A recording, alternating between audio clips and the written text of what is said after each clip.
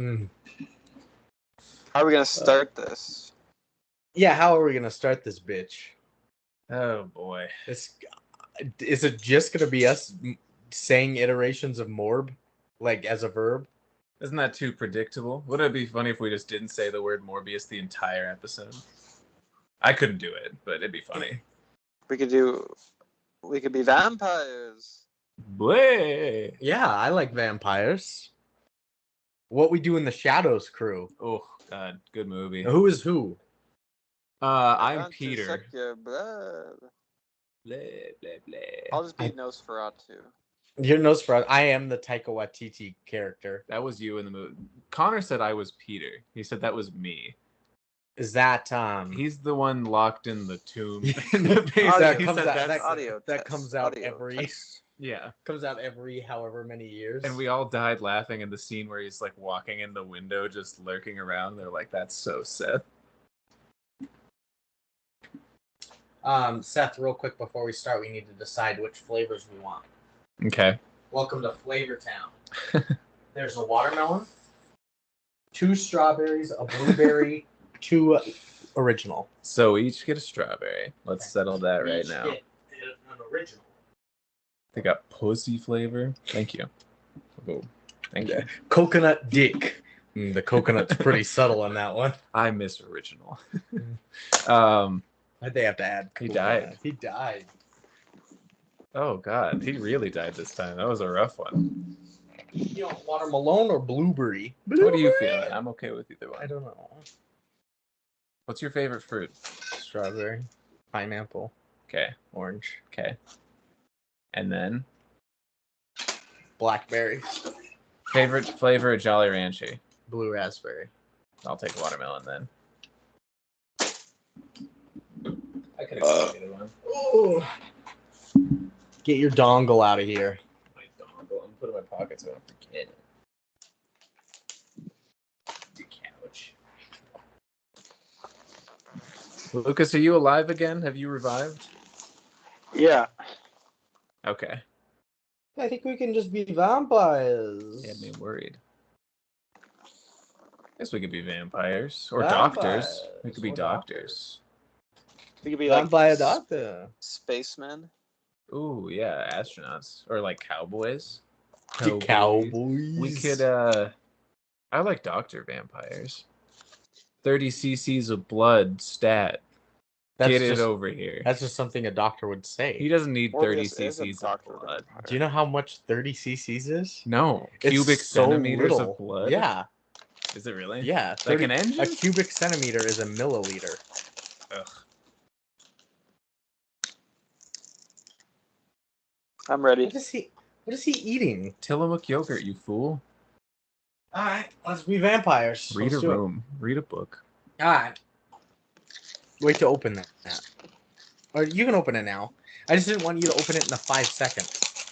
I don't want you to do whatever that is in the 5 seconds. I was Goodness going to do this as the gracious. clap. Gonorrhea style. Jinjo, out. Chlamydia style. Okay, Jinjo's gone. He's not making any noise anymore. I'm ready. Are you ready to clap? Yeah. Okay. 1, 2, 3, play.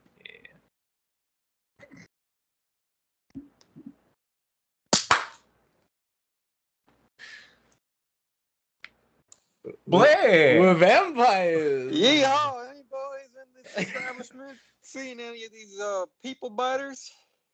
I'm looking for pints of blood. There's so many people up here on the moon. Please, my daughter is dying. I need medical help. Sir, this is the Old West. You ain't gonna find a doctor within 1,400 square miles of here.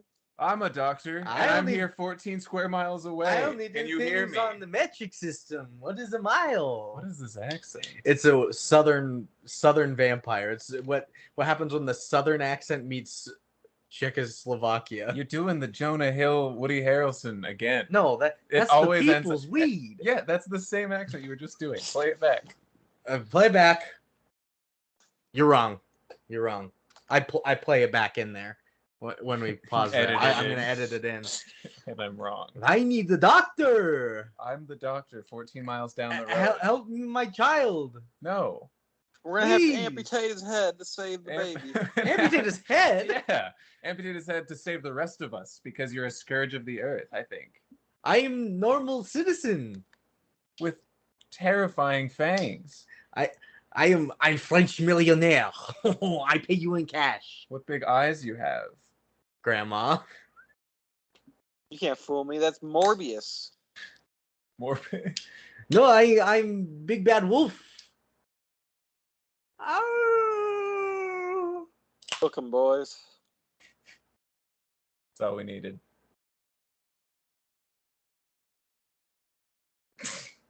The fuck kind of intro was that? That was just all over the place. Joke's on you, I'm not going to edit it in. So I was right. That was all over the place. A little bit. But we were on the moon, but in the southern part of the moon, and I was on the moon. He said we were on the moon. I did. That was the first thing I said. I think. We were on the moon, but on the southern part of the moon, and I was a vampire that needed a doctor for my child, but we were going to decapitate his head. That'd be a good sketch, southern side of the moon. Yeah, that would be. That'd be funny. Racist aliens. We don't take too kindly to you two-leggeds around these parts. You only like 9 legs up in here. I was thinking 9. Kind of a paradoxical concept, the xenophobic alien. Yeah. The xenomorph? Seth, before this becomes a huge problem, I need you to take off your headphones, and we're going to wrap it underneath this cord. Oh, yeah. Because the microphone picks up all these little dings from the cord. Oh, and shit. from me bumping it with my elbow. But let me move this cord back as much as we can. Okay. If we ever had any listeners, they're glad Are you to hear sure you don't this. want it on the other side? Now I do want it on the other side, now that I've lifted it up.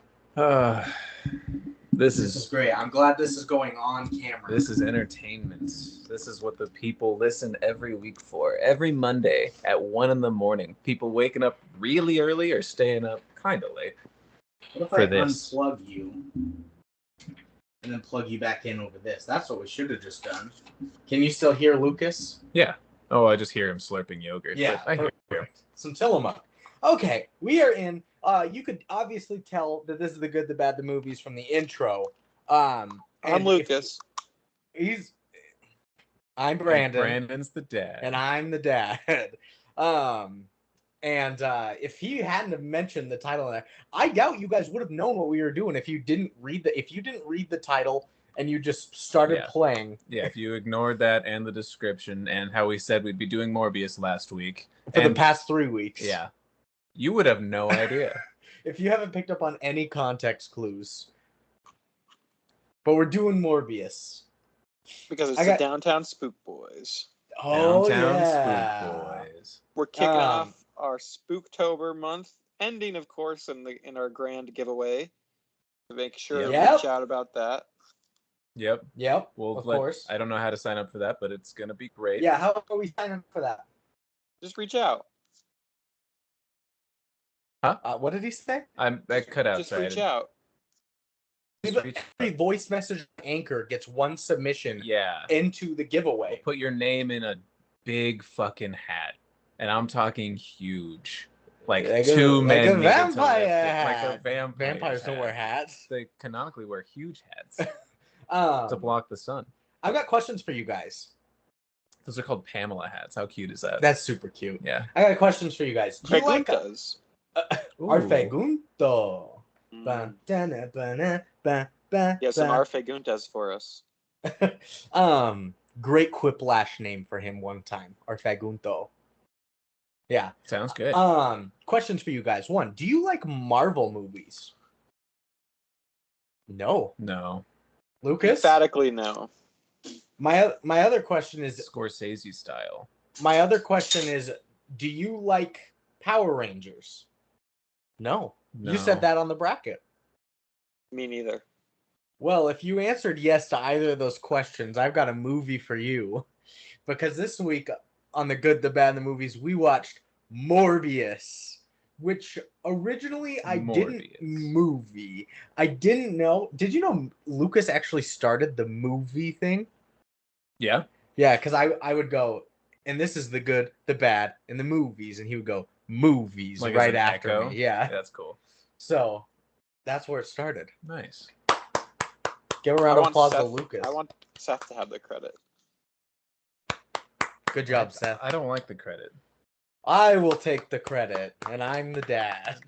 When I picked Morbius, I didn't realize that it was a Marvel movie, and that Yeah, what? I didn't know it was a Marvel movie. It was marketed as such. I didn't watch anything. I just only saw like limited things from Twitter, basically. Is this a talisman thing again? No, this is a talisman. It's not. I only. Why did you ask if we like Power Rangers? Are you thinking Mighty Morbin Power Rangers? Yes, Oh, it's God. Morbin Time. It's Morphin Time. Is that why people That's say where it came from. Crazy, huh? That is crazy. But yeah, I didn't know it was like a Marvel thing, so I just thought it was like this weird like vampire kind of movie with Jared Leto, and I was like, this is not gonna be scary, which it wasn't for Spooktober. No. But Lucas, did you watch it? Oh God, he's just guzzling yogurt over there. We were looking like dead in each other's eyes for a minute. Did you watch this in the dark with all the lights off and everything? No, I watched it on the couch with Alex's iPad. Oh, fun. Probably the better way to view this than what we did. Did you guys We watch watched it it in the dark under the same blanket on the couch together. Yeah. With, you guess how many articles of clothing? 12 combined between us. Probably, yeah. If you count socks separately. Socks count separately, yeah. Glasses count too, and we're both wearing glasses, so that's 6. Only 6 more items. I'm not naming anymore. So Morbius, 2022 film from last year. Before we get into it, we're drinking beers, but they're not beers. I forgot to buy a beer. I was going to get us, I think it's Draftworks' Blood Orange Gose, because blood and vampires and shit like that. But Jesus Christ, Lucas. Just leave him be. I love that it's going to be on the video of him guzzling. Let him work. But I couldn't get it anywhere, so we just went with what's in my fridge. We had some leftover from Marina, the Simply Lemonade, you know that lemonade brand? They made a spiked one, so we've got 3 each. We've both got an original, both a lemonade, and you've got a watermelon, I've got a blueberry. Yeah, and Marina and I were looking at the cans. There's 18 total sugars, or grams of sugar, 17 grams of which are added. So I think it's hilarious. 1 is natural from the fruit. 1 gram of natural sugar, 17 grams of hot gas. What is the alcohol on these? 5%, 12 fluid ounces. I don't think they're as good as Truly Lemonades, but 5% juice, so we're getting our fruits in for the day. Now listen to that crack. B- crack. B-. Listen to that ASMR. Okay, so Morbius. Getting into it, our director today is Daniel Espinosa. He's only done a few things, and those are Outside Love. He did Safe House, Child 44, Snabacash, and he did the 2017 film Life. Oh. That was the space one with like Gyllenhaal and Jennifer Lawrence, maybe. Yes, didn't see it. I didn't either. It was bad. Oh, it was? Yeah. It was like a horror space film? Yeah. Bad. Really? Yeah. Hmm. I haven't see seen it. Oh. I've seen like enough clips of it to understand that it was bad. It's I problems. Guess. Yeah. I bet it was okay. Sure. Boo Yeah, this okay. man. Boo him. Get to the good ones. Get to the good. Okay, well, we're done there. Writers: Matt Sazama. Oh. It's actually a duo that did the same things. Matt Sazama and Burke Sharpless. Yeah, his last name is Sharpless. Born they to be did. dull. They did Dracula Untold. They did The Last Witch. And then they told it. And Anyway. and then he told it. So Dracula Untold, they did The Last Witch Hunter. They did Gods of Egypt. They did the 2017 remake Power Rangers. Ugh. Yeah. And they did 6 episodes of Lost in Space. Not a lot Ridley between Scott directed Gods of Egypt. That's a pretty big name director that they worked Yeah. for. That's a big name. And Like 11 Power letters. Rangers, big. When they morph. Yeah, let it out. I'm not gonna say it. You're not gonna say it. So pretty limited director, writer. So let's get into cast. Our leading man today is Jared Leto, Oscar winner. Yeah. For what again? Dallas Buyers Club. Supporting actor as a Best supporting AIDS-ridden actor. man. Is that the one with Trans McConaughey? Yes. Jared Leto's in that? Yeah, they both. He was a drag queen street, sold his body, but he was a AIDS-ridden dying man. I'd have to watch that again because I have seen it. I just don't remember him. Yeah, him and McConaughey, they both won. Great film. Good film. Great film. He's been in. Yeah, I feel like he hasn't been in a ton of movies, but he's Movies. iconic when he's in them. He was in the American Psycho Yep. role. He was in a band. He was in He band. was in a Yep, band. 30 Seconds to Mars. Yeah. He was is in Lord of War, or whatever it's called, Nicolas Cage. He was in Suicide Squad as the Joker. Oh. Yeah, I didn't know you could do that being 2 different Marvel movies. I guess this isn't the Marvel Cinematic Universe. I guess is that Well, even Joker is Marvel? Yeah. Joker is DC. So And Ryan You're allowed Reynolds. to just go back and forth between them. Ryan Reynolds was Deadpool and Green Lantern. Green Lantern. That's that was the DC one. and Marvel though. Sad. So, pretty dumb shit. So we got Jared Leto. I You thought got he Matt. got canceled. Jared Leto? Yeah, I think What did he he's get been. canceled for? I didn't. He wasn't canceled, but I thought he was from like talking to underage girls and stuff. No. Oh, I thought you were gonna say just like the whole pranking thing he did in Suicide Squad. Yeah, that's cool. That was fine. Yeah, you can't cancel him. You can just be like pretty pissed about it. He pranked me, you know? Can't cancel the guy. Can't cancel a prankster. He's a little tricky so, boy. Jared Leto, you also got Matt Smith. You got Adria Arjona. You got Jared Harris. You got Tyrese Gibson. You got... Who was that? He was Tyrese? Yeah. He was the detective. I feel like you said his name last week. He's in the first 4 Transformers as one of the army guys. Oh, he's also in Fast and the Furious. Okay. Yeah. So you got Tyrese Gibson, you got Al Madrigal, you got Zaris Angel Hader. That's a cool name. Angel Hader. And Al Madrigal was on the Daily Show for a long time. He's pretty funny. Oh, really? The Daily he's Show. one of the With Jon Stewart. tops. The very same. Oh. And then the last one that I have on here for the billing is Michael Keaton. Spoilers. Big spoilers that I didn't reveal anything to me. I need to watch more Marvel. I didn't to me. I had to Google it. We'll get to it. Oh, okay, good. I'm glad you got there. So, cast, and now a plot today. Biochemist Michael Morbius tries to cure himself of a rare blood disease, but he inadvertently infects himself with a form of vampirism instead. Uh-oh. Oopsies. Whoopsie. That just happened. What? Did I do that? Fucking morbed all over the place. It's stupid. I typed very dumb. Morbius and Morbs so many times in my notes I have watching a lot this. of Morbius in here. Yeah. Michael Morbius. Could you imagine if he injected himself and he turned into... Morbius? No, he already did that. Right. He was born that way. Why the fuck am I Lady blanking Gaga on the style. name? Did I do that? Julia White? Huh? Julia White? Urkel? Urkel, thank Stefan you. Urkel? I was trying to think of Urkel. He just turns into Urkel and terrorizes the town. That would be pretty funny. Better film. Maybe. Maybe. You want to hear some history about this? Not exactly, but yeah. You It's gonna said be a both bunch of- answers. Bunch of vampires fucking with Spider-Man, I bet. Yeah, just- pretty much. Transylvanian history. So, Morbius, the living vampire. What is the... Oh, God. Just ignore him. He's muted. Morbius, the living vampire, real name Dr. Michael Alexander Morbius, PhD, MD, is a fictional character appearing in an American comic books published by Marvel Comics. Created by Roy Thomas and originally designed by penciler Gil Kane, He debuted as a tragic, sympathetic villain of the superhero Spider-Man in The Amazing Spider-Man number 101 from October 1971.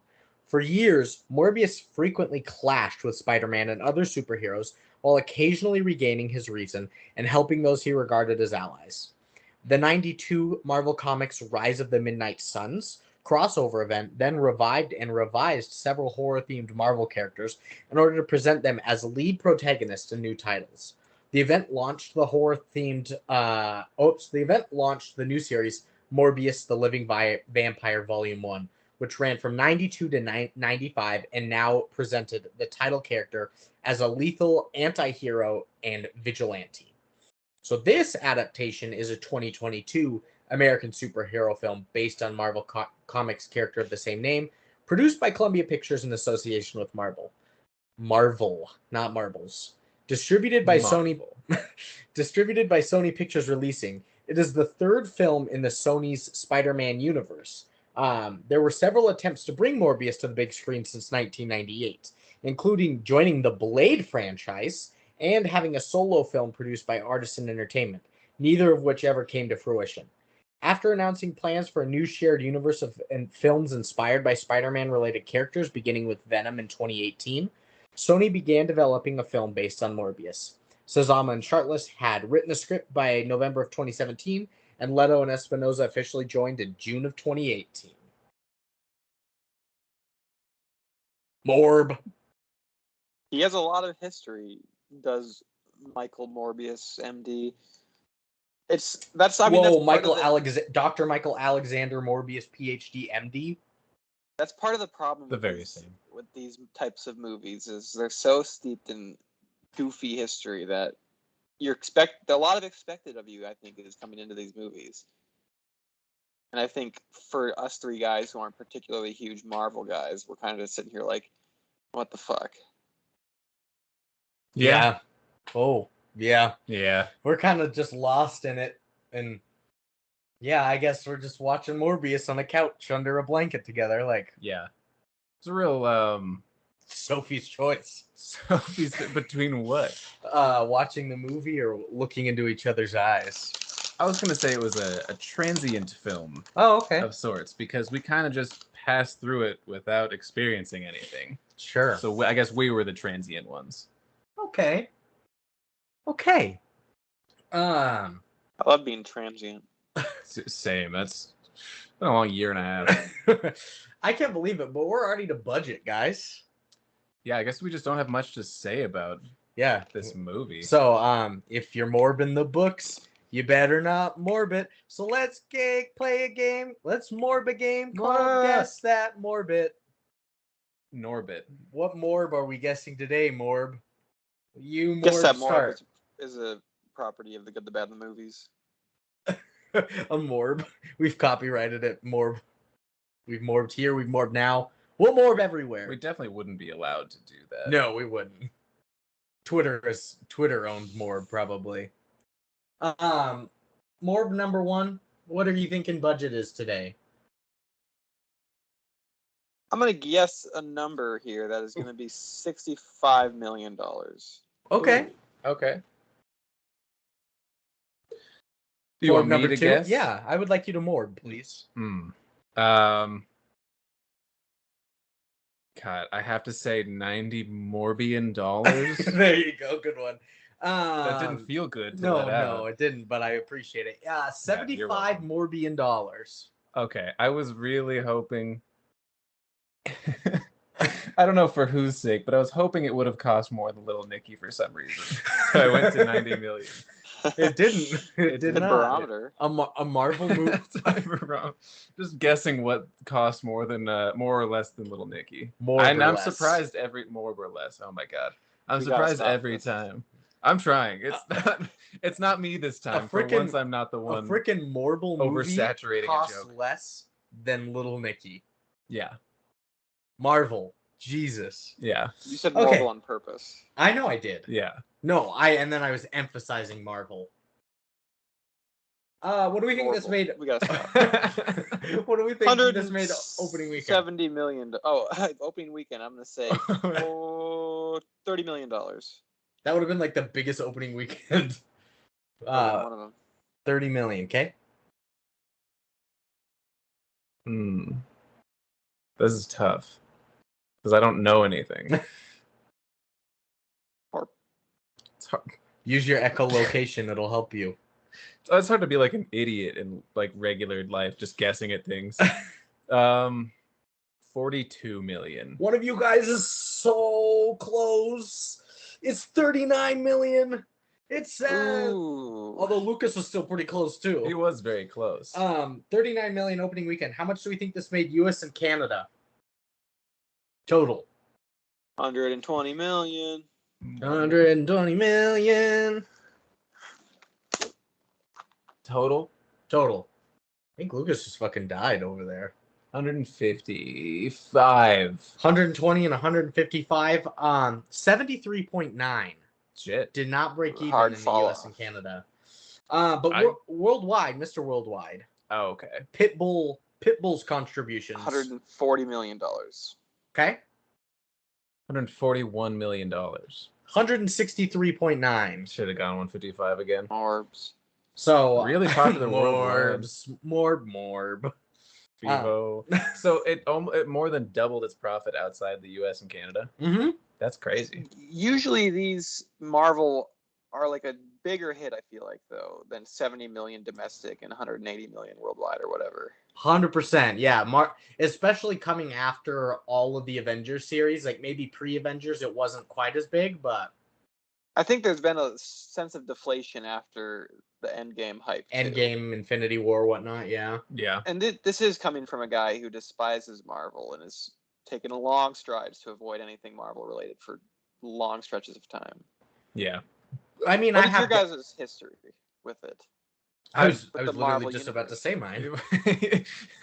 May I Seth, interrupt go you to ahead. ask what your history is? Oh. I would prefer not to speak about my history with the Marvel Well, films. too bad. We're making Did I you. spit in your face? No. Oh, thank God. We're making you. No. Oh. I refuse. Trauma? A little bit. Okay. Then we won't make you. Yeah.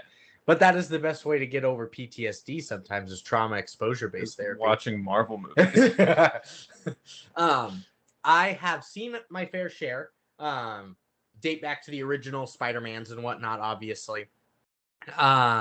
Original like Iron Man 1 and 2, Captain America 1 and 2, Avengers 1 and 2, Guardians of the Galaxy 1 and 2. That's about. I never finished like any of the Marvel things. I've started several of the different ones, but never tied it all together. I just get mad even hearing the titles of the series of the Marvel movies. All the Just makes twos. Against stupid Captain America and fucking Iron Man. It just makes me mad. The first Iron Man is so good. I've seen the first Iron Man. I think it's pretty okay. It's pretty good. It's fine. The Guardians of the Galaxy is pretty good too. Haven't seen Black Panther. I wanted to.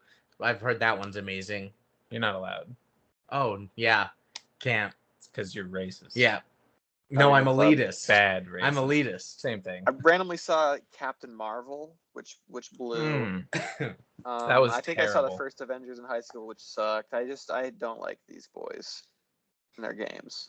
Yeah, you like men more. In their games. Yeah. That one got me. But maybe Joking a Morbius little bit. bucks the trend. Maybe he does. So yeah, made quite a bit outside of the US, did break its budget, but didn't stand up to Marvel standards.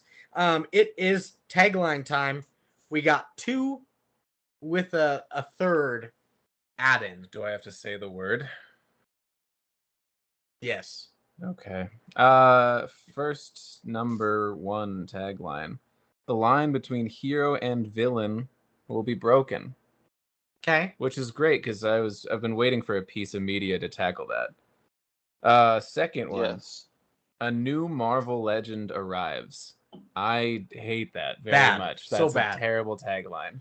I don't need more Marvel people. Well, it's so clearly riding on the coattails of the larger parent company's success, and it's like goading people like, hey, it's Marvel, come check it out. Like instead of based on the criteria of the film itself, Based on it's his like charm. trust us. It's Morbius. It's cool. And the third one, in parentheses, Twitter tagline, it's Morbin Time. objectively the best one of the three. Definitely the best one of the three. Yeah, I can't even make my own. That is our own. That is the nation's own.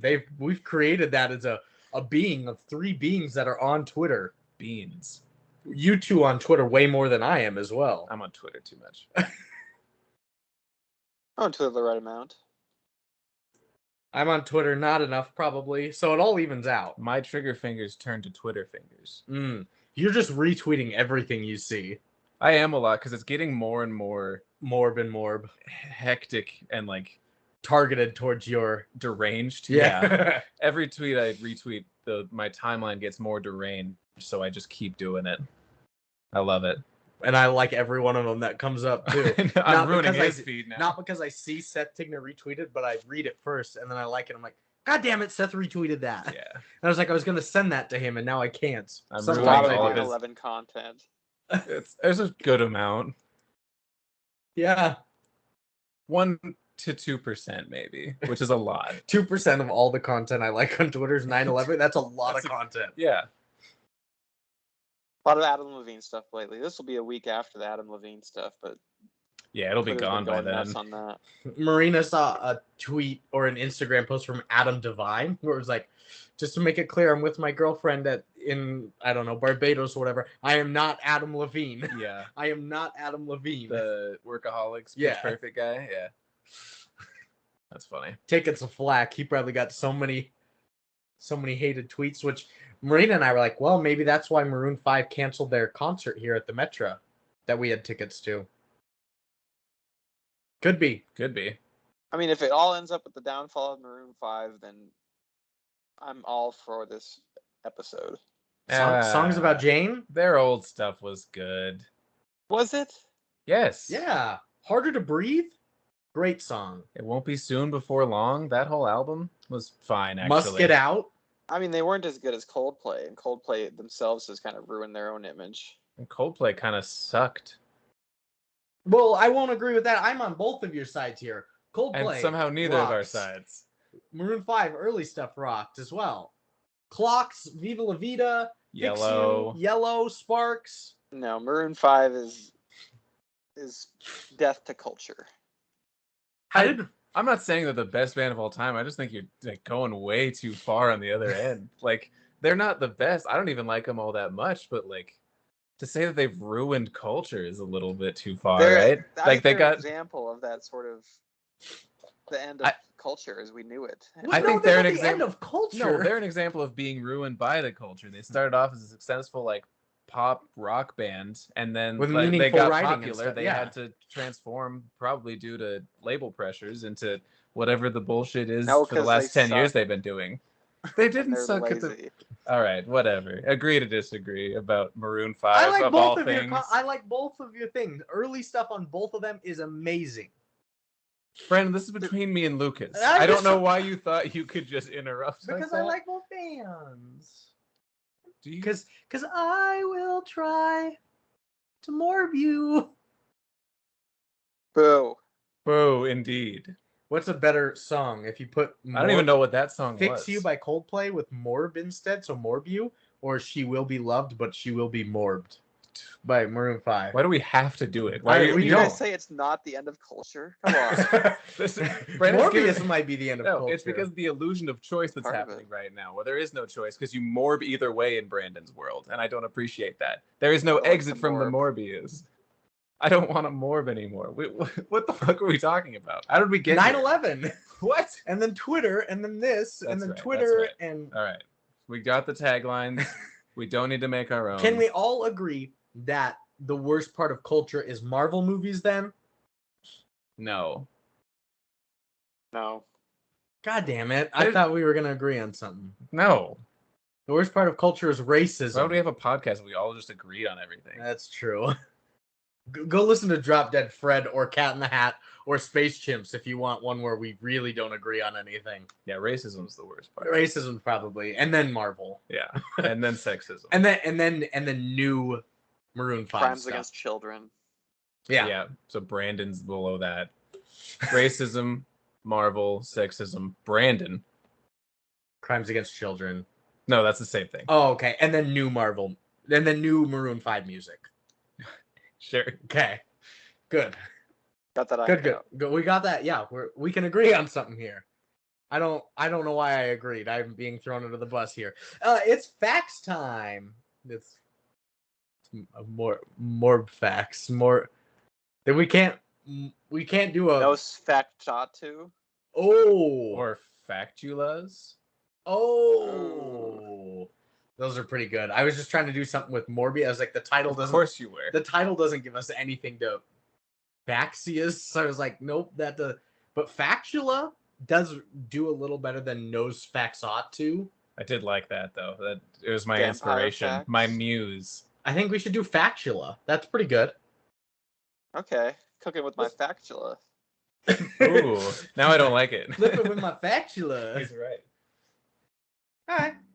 Let's Count factula. I want to flip your patties. Yeah. I can't do accents. I've said multiple times. Trying to pause and all of us started laughing. Okay. Never doing an I accent want again. to flip your patties. That was fucking Good eye, awesome. I'm from Vampire Land. I'm Nicole Kidman. First factula for you today is the name of the cargo ship in the beginning of the movie. Oh, I got Is this. Stop. I think I can guess this. I think F.W. Murnau did Nosferatu, the director of that. Is that going to be the fact? That is the fact. Let's go. I'm glad I interrupted and hurt everybody's ears so my personal pride could be validated. So yeah, the name of the cargo ship in the beginning of the movie is Murnau, as in F.W. Murnau, the director of Nosferatu from 1922. Like the cargo ship in Nosferatu, the Murnau arrives in port with its entire crew dead and drained of blood. Good job, Lucas. Thank you. The OG vampire. Yeah, I'm throwing up the west side because that's where vampires are from. Aren't they like really side. east? I guess if you go far enough west. He's right. Yeah. He was also sort of like the founder of horror movies because all of his German expressionistic movies, including The Cabinet of Dr. Caligari and Faust, were foundational, even though I think they're kind of icky. It wasn't Nosferatu heavily based on like Jewish racism, basically? That's the depiction of it, yeah. It was sort of based off of Jewish stereotypes. He was like a wealthy landowner who came in with a big old crooked nose and oh my God, and fed on peasants. Yeah. I didn't know that. Yeah. Well, because it was like a German movie that sort of was feeding into the anti-Jew sentiment at the time. So is all like old horror from more than a century ago just like Flanderized versions of a race you don't like? Pretty like much. H.P. Lovecraft style? Yeah, he was a bad hater. He hated a lot. He did. I found out his cat's name like a year ago. Was it a slur? What was his cat's name? It was a slur, yeah. It was N-word man was his cat's name. Wow. Like incredibly, like not even just like subtle racism. He was just like, oh, check out my cat. Because he was a black cat, yeah. Insane, right? Okay. Wow. All right, yeah. Yeah. Think about that next time you invoke Cthulhu or whatever. My next factual is J.K. Simmons originally filmed scenes as J. Jonah Jameson for this movie. In the time that elapsed between the film's original shoot and the production of Spider-Man No Way Home from 2021, it became evident to the filmmakers that Morbius did not actually exist in the same universe as Simmons' version of J. Jonah Jameson.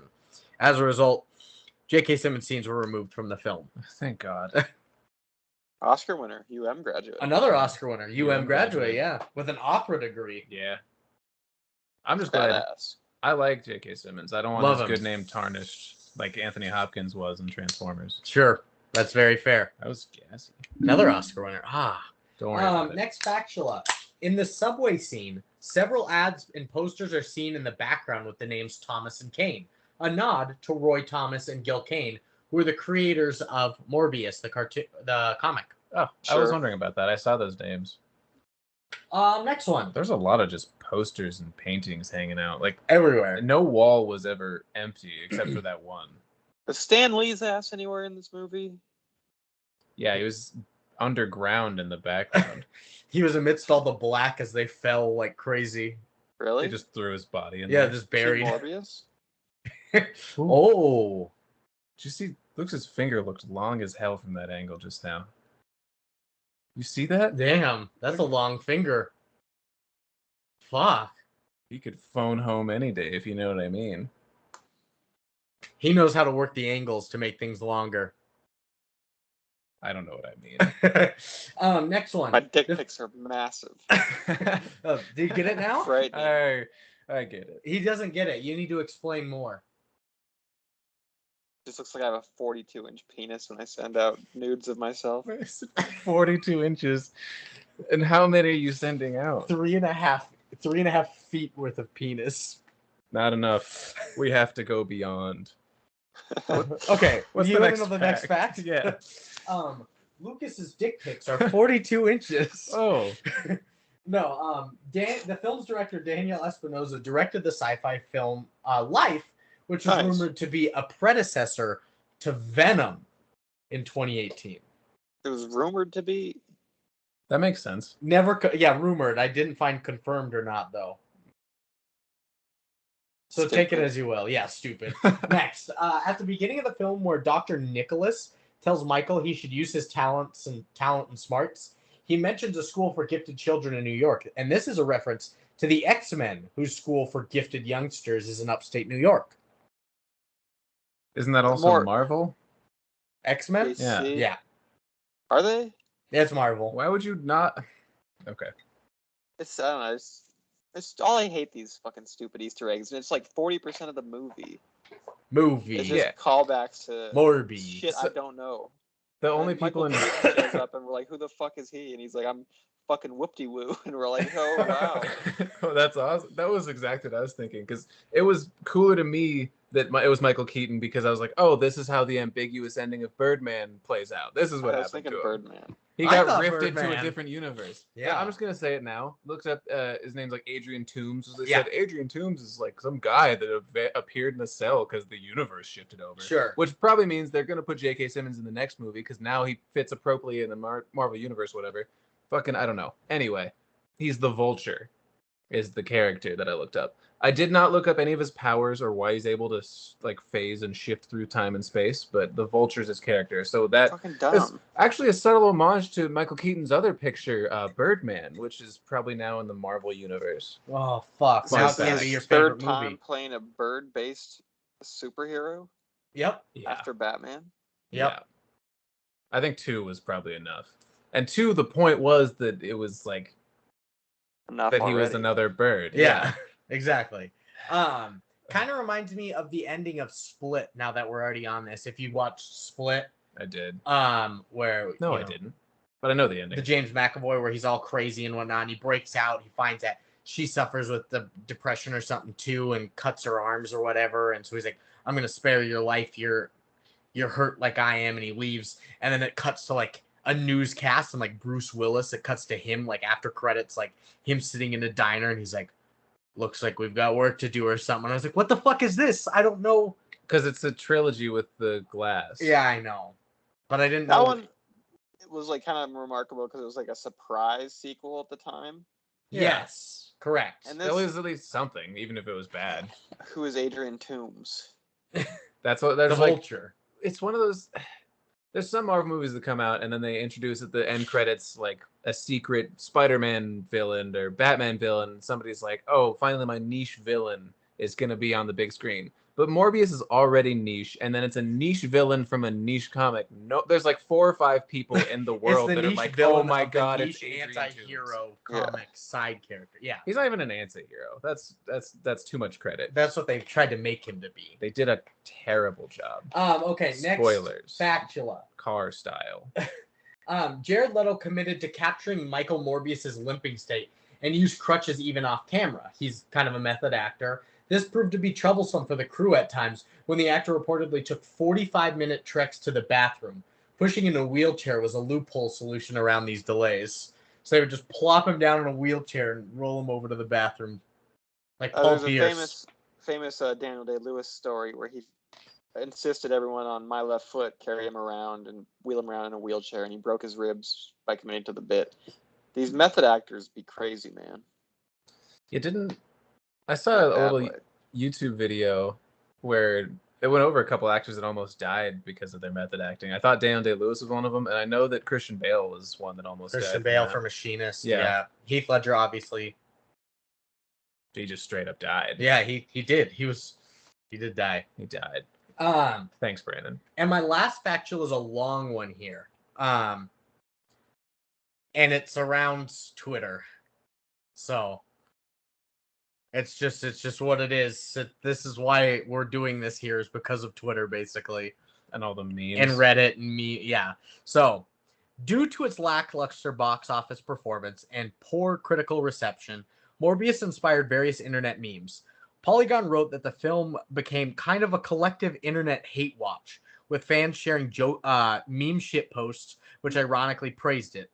Following its release, the hashtag Morbius sweep, which jokingly claimed that Morbius was the most financially and critically successful film of all time, began trending.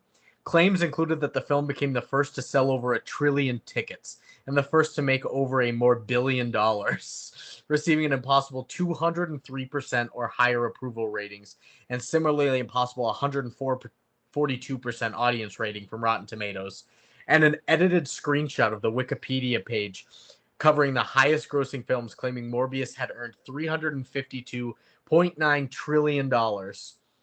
One such post made the claim that Martin Scorsese, who had previously claimed that superhero films were not cinema, had changed his mind after seeing this film. And this fake quote was shared on Instagram by Tyrese Gibson under the belief that it was genuine, which was later deleted when he found out. That's why I know that.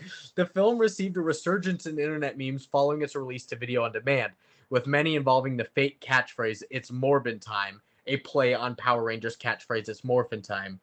Users on the film's official Discord server call themselves Morbheads, and users engaged in Morbin on various Discord servers by distributed pirated copies. A large number of channels on live streaming service Twitch began illegally hosting the entire film on repeat.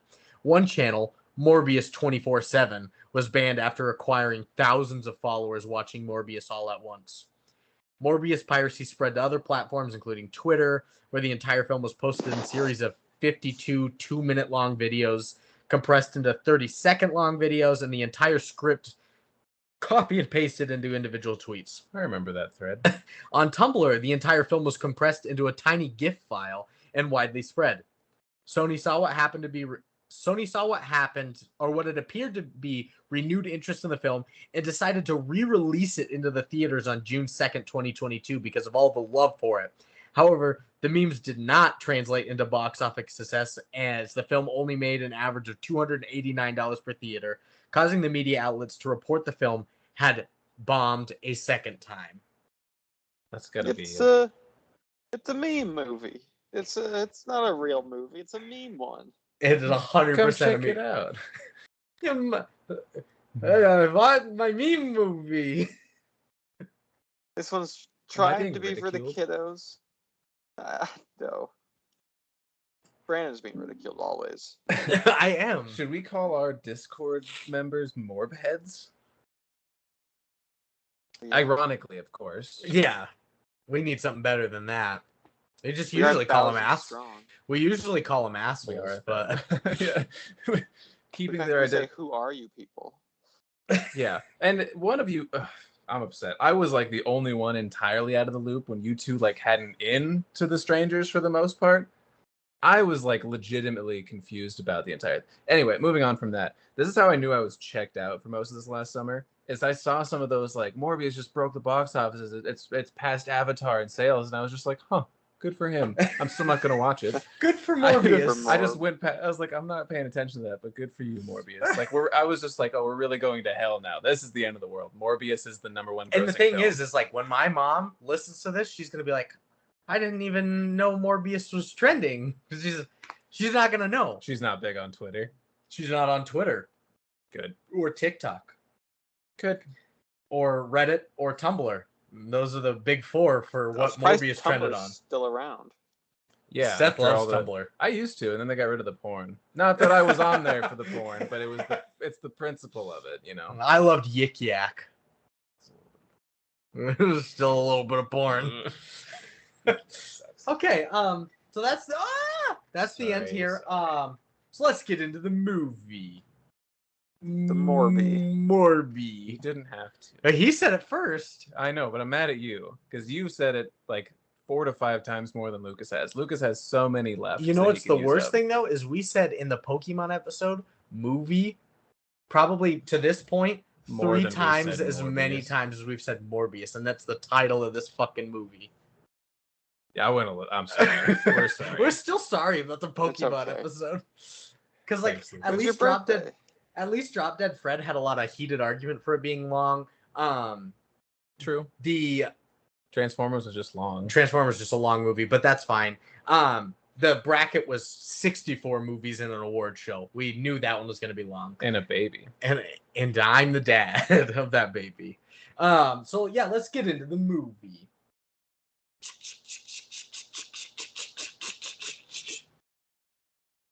Nicole Kidman, put down that fucking serum, Nicole. Where is she? She's on the ceiling. Of course she's on. She's the hanging ceiling. upside She's down. always on the ceiling. She's on vacation. She's She's been there before. She's on vacation. She's about to give herself some serum. She's in Aruba, Jamaica. Jamaica. Ooh, I wanna take you to Bermuda. Morbio. Morbio. I was just thinking, you know, it would be hilarious if in the Morbius world, and as fast food restaurant instead of Arby's, it was just Morbies. Good night, man. I'm Nicole Kidman here. We're hunting the Morbius. Oh, Nicole Kidman, vampire hunter? Morbius hunter. The other vampires are fine, but she's had enough of the memes.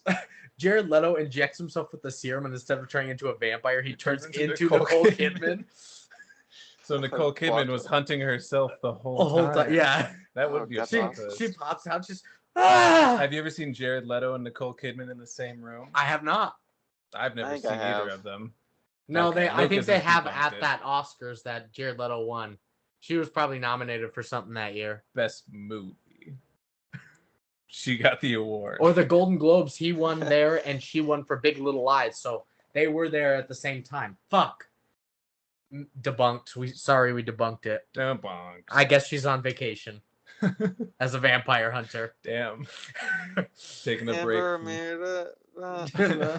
Come on, pretty mama. Tokyo. Morbio. Slow. That's where we wanna go. Is this still the same song? Are you guys singing Come something else to now? Morbio. No, we were singing the same song. I only know the Bermuda part. Well, and the Jamaica part, I guess. It was the bracket, Lucas. I saved a clip from the bracket, and I showed it to Seth. I have it saved as an MP3 file of all of us singing hanging out with my family, but we were all on different ones. Hey, hanging out with my having a party, and it was just like that was pretty good reenactment of technology. It was so bad. All right, probably doesn't sound much better with our Beach Boys talk singing. Probably not. Can't wait for that. We were at least together on this, you and I, when it was that we weren't together here listening to each other, or at least we were here listening to each other. We're on, but there we weren't together listening to each other or in the audio file, so it was all fucked up. All right, let's get in the movie. Oh yeah.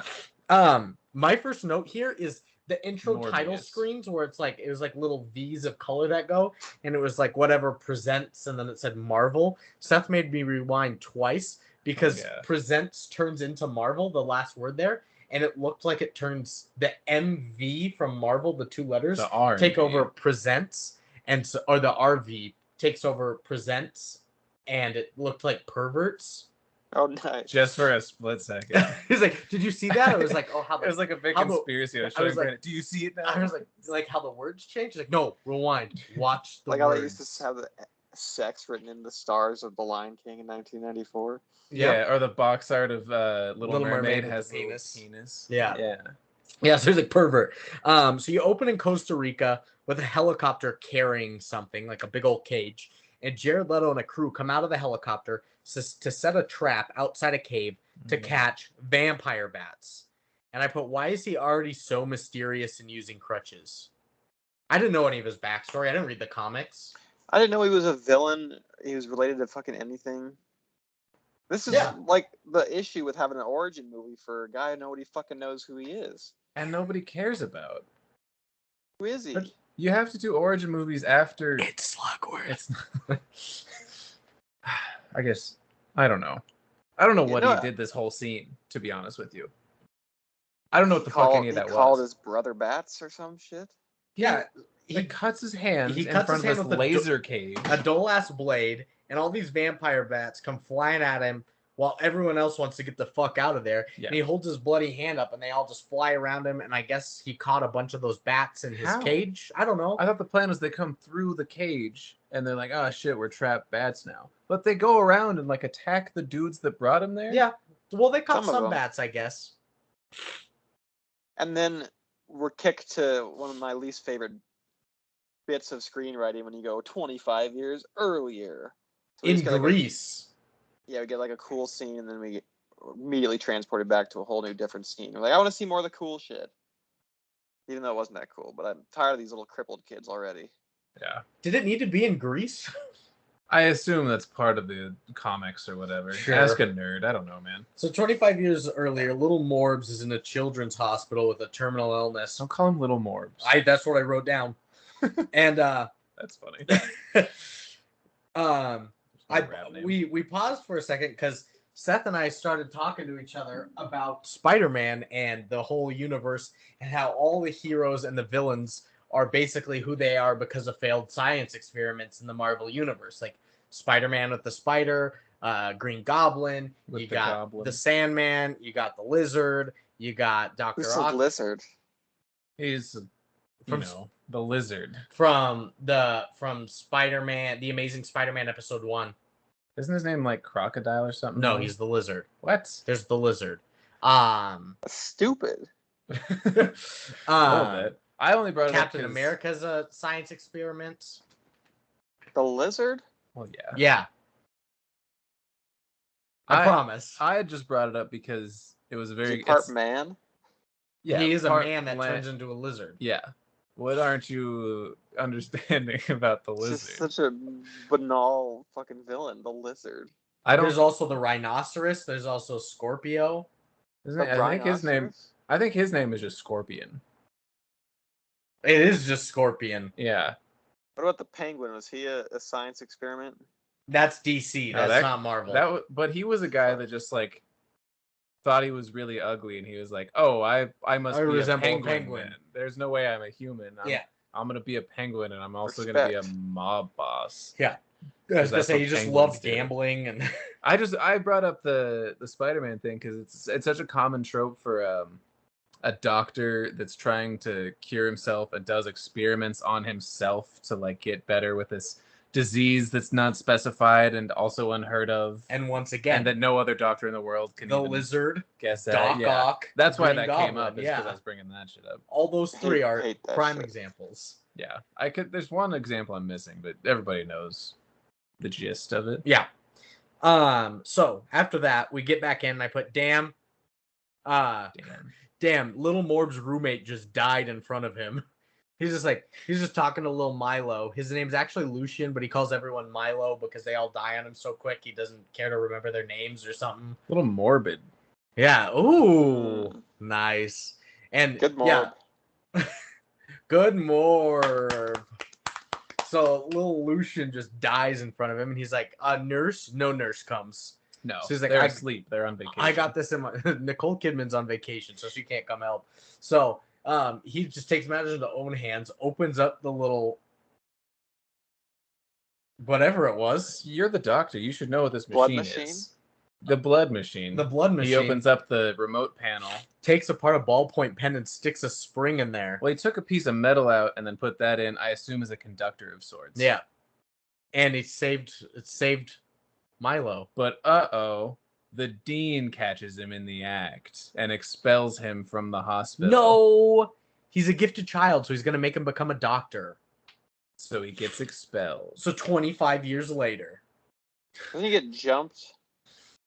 No, his friend that was does. Milo. He writes him a note that says, like, you shouldn't have unfolded this letter. Now you'll never get it back together. Well, how the fuck was he going to read it? Shut up, Morbius. And then he loses it out the window, so he goes chasing after the letter. And these kids are like, oh, he has a friend. And he's like, give me my letter back. And he hits him with the crutches. And then, like, 6 able-bodied people are just beating the shit out of him. Kicking him in the head. Out of one terminally ill. Yeah, there was a scene where he got kicked hard in the fucking face. I hate it when they put kids like this in the movie. Kids don't exist to do this kind of thing. They did maybe like 5 years ago. Not 25 years I don't think they did. There's no way. I would never. They wouldn't just descend on a crippled boy like they're fucking hyenas. Yeah, he's got crutches. Get him. That's like. So we're not Brandon preying on the weak and the elderly like this. Even the maybe Nazis. You as Brandon 25 years ago would have been like this, but anybody else. Is this what you did to crippled kids, Brandon? No. At 1 year old? No, at 1 year old, yeah, 25 years ago. Jesus. I mean, I flipped the Candyland board. What can I say? So yeah, it's current day. Morbius is now a doctor, and apparently Dr. Morbius is mixing human DNA with bat DNA so that he can find the gene that stimulates the enzyme that metabolizes blood in bat saliva, and hopefully he can use that to cure whatever his own blood condition is. It's something that has to do with overclotting because he talked about ferritin and iron and hematomacrosis. So I was like, okay, I know what this is. Seth looked at me. He's like, is this correct? I was like, this all makes sense. Yeah, they actually did their research here. There's a way. Bats and human DNA, Brandon? No, just the fair. No, that's right. No. That was the part. The other stuff I told Brandon was correct because he was like confused. The hematomacrosis and the ferritin. And the ferritin, yeah. Brandon didn't know what I was talking about, so I explained all that. But he explained the human and bat DNA mixing to me. That we spent 3 of our 4 harmonious years in pharmacy school on bat DNA. Yeah. Okay, I buy it. So he injects a rat with some serum from the bat human DNA mix, and it just dies in like 17 seconds or something. No! Rat DNA for Algernon. Morbius. iCarly. Flowers for Morbius. Flowers for Morbius. That's better. He is a doctor, and his patient, Anna, he has a little patient. Her kidneys are shutting down, and they induce a coma to save her with propofol. Yeah, they do. And meanwhile, Martine, who is his other doctor, like a helper doctor, / love interest, can see his secret lab in this hospital from Anna's room. Yeah, because she looks and she's like, Dr. Morbius, look, your mouse is back alive. It's doing well. And I was like, this is supposed to be this secret thing with hidden thousands of bats, and you can see it from a patient's room. Maybe it's a secret patient room.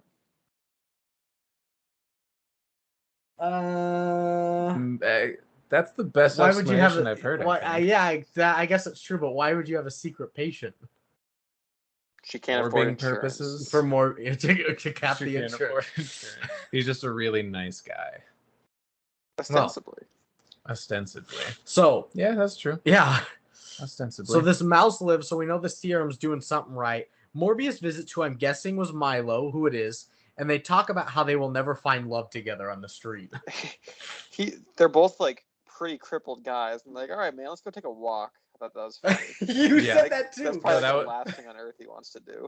That was my first quote, actually, was like, let's go for a walk. Since he sits down with this other guy, it's tied up to like IVs and shit. Yeah, he literally had an IV. Let's go for a walk. So the guy who can't walk to the other guy who has a hard time walking.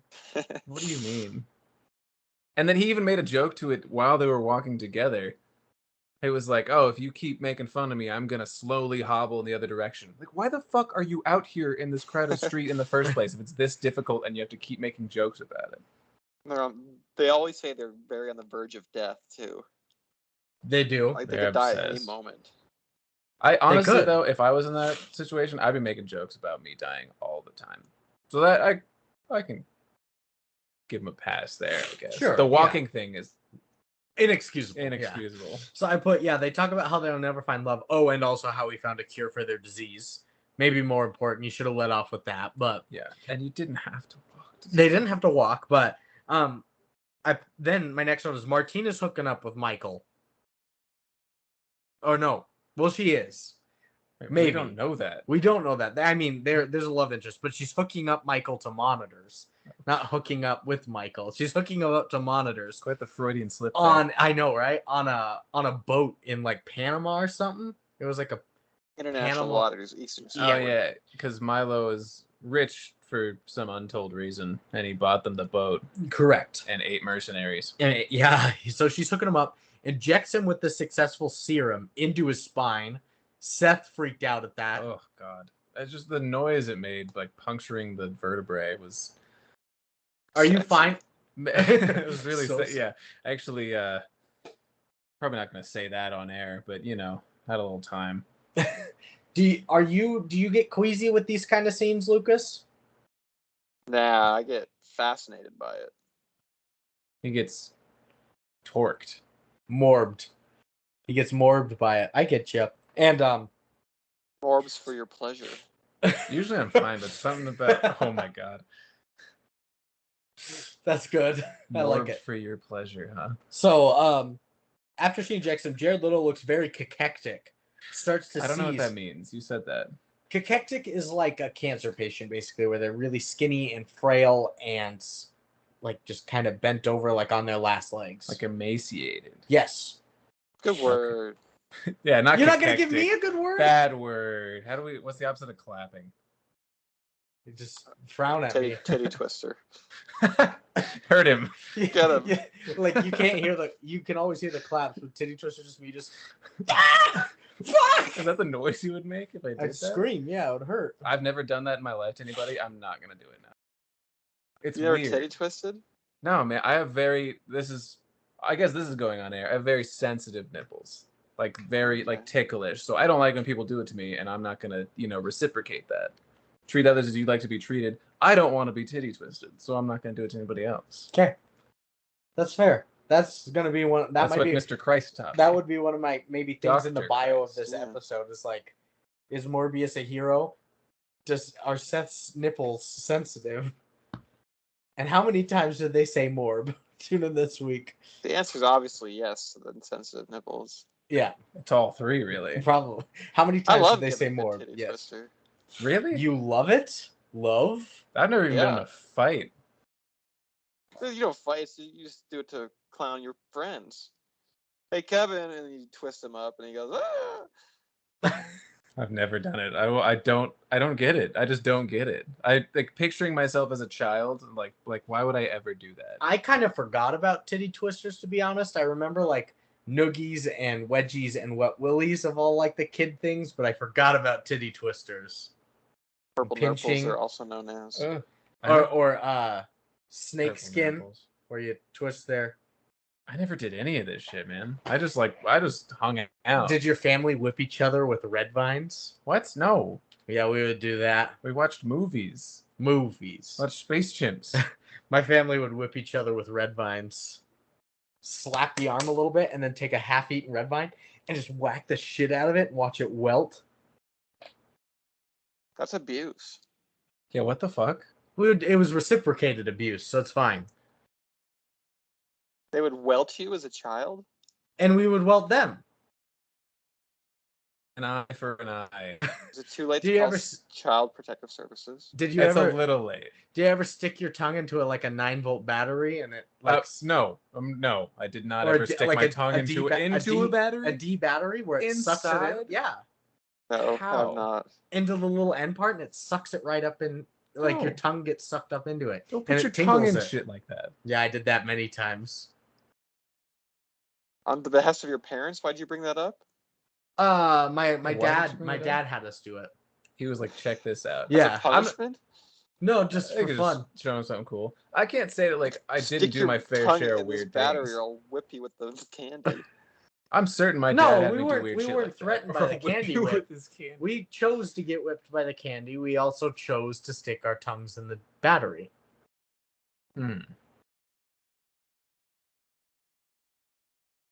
Are you guys judging me? No, I like I said, I've done some weird shit in my childhood. You ever stretch out the skin on your elbow and put a staple through it? No. That's You have no also nerve abuse. endings. We did that too. You ever put out a cigarette in someone else's leg? Because we didn't do that. We did not do that one. Sounds like an oasis compared to what you went through. This is life I'd in the rather ghetto. get a This is cigarette life on on my the leg. south side. Or- The staple thing wasn't true, but the other two things were. Why did you Hey bring kids, for fun, let's go run you over with the truck. Hey pops. You guys ever dove head first from a 2-story building? That's my childhood. But make sure we lose at Candyland after we staple our son. The stapling wasn't true. Just the battery and the battery and the whipping thing. dichotomy there. They're like afraid to let him lose at Candyland for like his retaliation, but let's staple our boy. God forbid he gets a little pissed about a board game. I promise, guys, I had a good childhood growing up. No, I know. I knew you for a good portion of adolescence, at least. The latter half of the adolescence, yeah. So I promise I had a good. We chose the whipping and just in case any listeners take it seriously, please don't call the cops. Please don't. I'm an adult now. I'm totally fine. Not scarred by these things. Was whipped by choice and batteried by choice. The staple thing did not happen. Neither did the cigarette burns. We studied the classics at Montessori.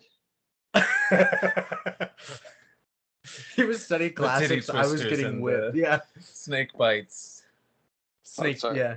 You never had that? I had that. I just never did it to people. All right. Well, let's do our next note in the movie. I think that's a great idea. So after they inject the serum into his spine, Jared Leto, like I said, looks very cachectic. He starts to seize as she ties him down. And one of the mercenary guards comes down to the experimenting lab on the ship as lights flicker. And I didn't know he was a mercenary. I thought he was like robbing him. The guy on the boat? Yeah. That wasn't clear to me. There were just guys with guns, and one guy came down and was like kind of being menacing. Yeah. Okay, I see where you're They were the from. people that probably owned the boat. No. For some reason, Milo had a ton of money. Correct. And when Jared Leto went to him, he was like, "Hey, this shit's expensive, and it needs to be on a boat in the middle of nowhere, maritime law style, because it's illegal as shit. We need guards. But it could bring us back to life instead of quote-unquote life that we're in right now." And he was like, okay. So he buys him a boat, hires the mercenaries, and they're all like equal footing, I guess. That's why the guy comes down there and he's being a dick. Yeah, he really belittles Martine. He's like, oh, you're a nurse because you're a woman. You're all that shit. And we look over as he belittles her to see Michael is not strapped into the chair anymore. He's just gone. He was in like this glass cage. And they enter his glass cage. And I put Morbius has morbed. Hanging from the ceiling like a bat. So stupid looking. Full on fangs, claws. He moves so fast that there's a trail of black behind him like Sonic the Hedgehog. Yeah, he's a funny looking vampire. Funny's a good word for that. Horrible looking.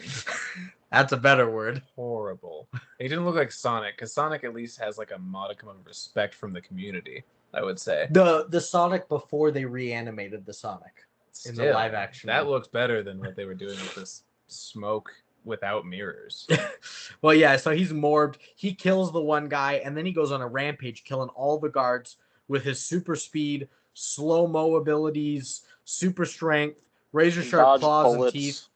Dodges bullets after he sees Martine has been hurt. Like, she got thrown to the side, smashed her head, concussed, out for good. Yeah. Goes on this rampage, and he turns back to himself at the end of it all and makes a distress call to the Coast Guard, I don't know, whatever, to come rescue her. And he jumped ship. And Seth asked me a question. Go ahead. I was going to say, sorry, it's bad that he turned back to a human. If he just stayed a vampire, I think that's at least a movie you can build around. You know, he's it's sort of like an alien figure. We're hunting Morbius, he's hunting us. On the run the whole time. Instead, we get this sort of superhero I can change back and forth. am I a good guy? I just murdered an entire ship of people, but I'm a hero. This movie needs morality. Oh, they took care of that part of it. They were like, who cares about those guys you killed? They were mercenaries. They probably did something wrong. Yeah. Literal quote from one of the fucking cops. Yeah. From they probably did something wrong. Yeah. Yeah. Well, Seth had a question here. Do you think Michael Morbius can swim? I don't know. Vampires known to swim. It was more about, at this point in his life, he didn't have full control over, I mean, his legs, obviously, but like a good portion of his limbs. He wasn't very active. I don't know if he ever knew how to swim. I thought you were going to say he doesn't have control over Morbius, but you put his legs. So, also, both are correct. Yeah. But I think, in that regard, I think he could. He can, like, fly almost. Well, yeah. Yeah, but he was back to himself. He wasn't Morbius at that time. I think if he was thrown in water, he'd figure out how to get out. Sorry, I don't know. I keep clicking that. I'll just open it. Or he'd torpedo or something. That was where I had landed at the end of my argument with myself, was that, like, he probably should know how to swim, but he torpedoed out of there. A little bit like Cogman. A lot like Cogman. A lot like Cogman. The similarities are uncanny, thinking back. Man. I put that water is like the least resistant and buoyant of things. Like, it's a lot easier to do activities for people that have disabilities in water and like physical therapy than on land. So maybe he is quite a swimmer. Maybe he's had something like that. If you threw a guy with cerebral palsy in a lake, I don't think he'd have a good time getting out of there just because it's easier water. That's true. That's fair. Maybe they would. I don't know. Do we know any cerebral palsic people who would be down We to do. this? We do. I'm trying not to say it because I don't want to be mean. We do. He went swimming with me at the Grizzly pool once, and he can swim. All right. Okay. Lends favor to you then. That settles it. Morbius can swim. All right. There we go. Okay. Before and after. And he listens to this sometimes, so shout out. Shout out. We're shouting him out now. Shout out Steve. Shout out Steve. I haven't seen him in years. Steve the Pirate. Steve the Pirate. I want Steve. Is it? I'm doing a pirate accent now. You're doing a pirate and I'm doing a vampire. Yep. So he gets out of there. Michael starts to struggle walking, and he runs into a room full of IV bags to consume some human blood. The blood gives him energy, and he starts functioning like a, oh my god, don't flip your eyelids inside out like that. Ew, he's morbing. I'm morbing.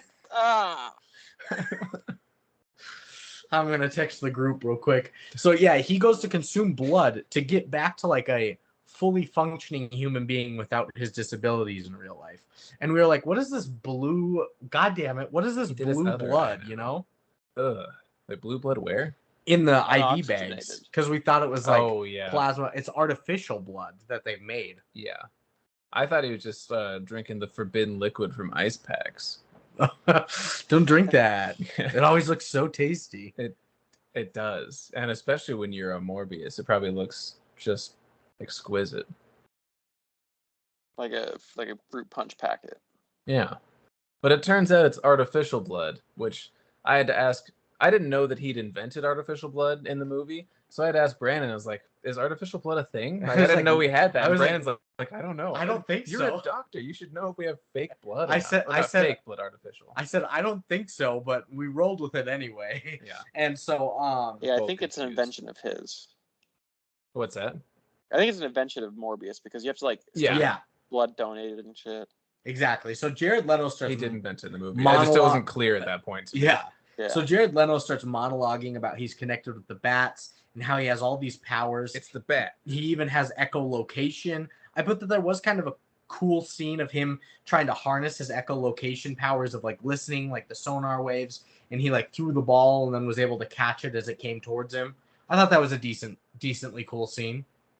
My note there was it took him far too early to figure out his echolocation skills because he was like, it's going to take me a long time to figure this out. And 2 seconds later, he's bouncing balls off the wall and catching them no-handed, no looking. Oh, shit, I did it. He can do it really quickly. But I think it was seeing him as his brother, That was fucked. Brother. That was a cool scene, but it was just not very accurate to what echolocation is at all. Sure. well, after his monologue and all that, he's trying to test himself to see how long he can go without blood.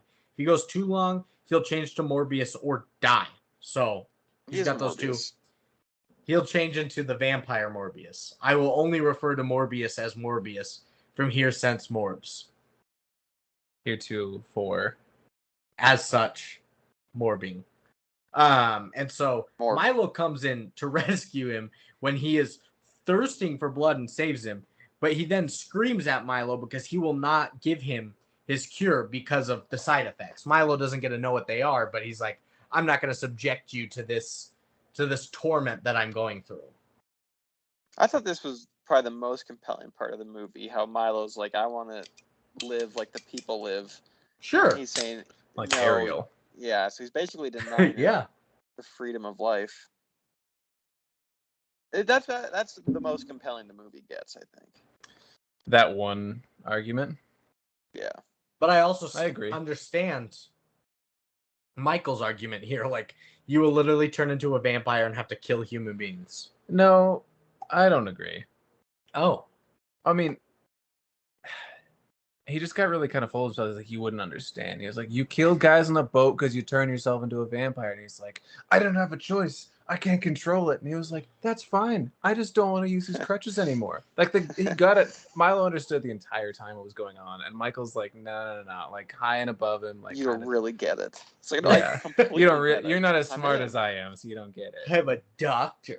Why can't they just, like, rob a blood bank or something? Why do they gotta constantly kill people? I don't know.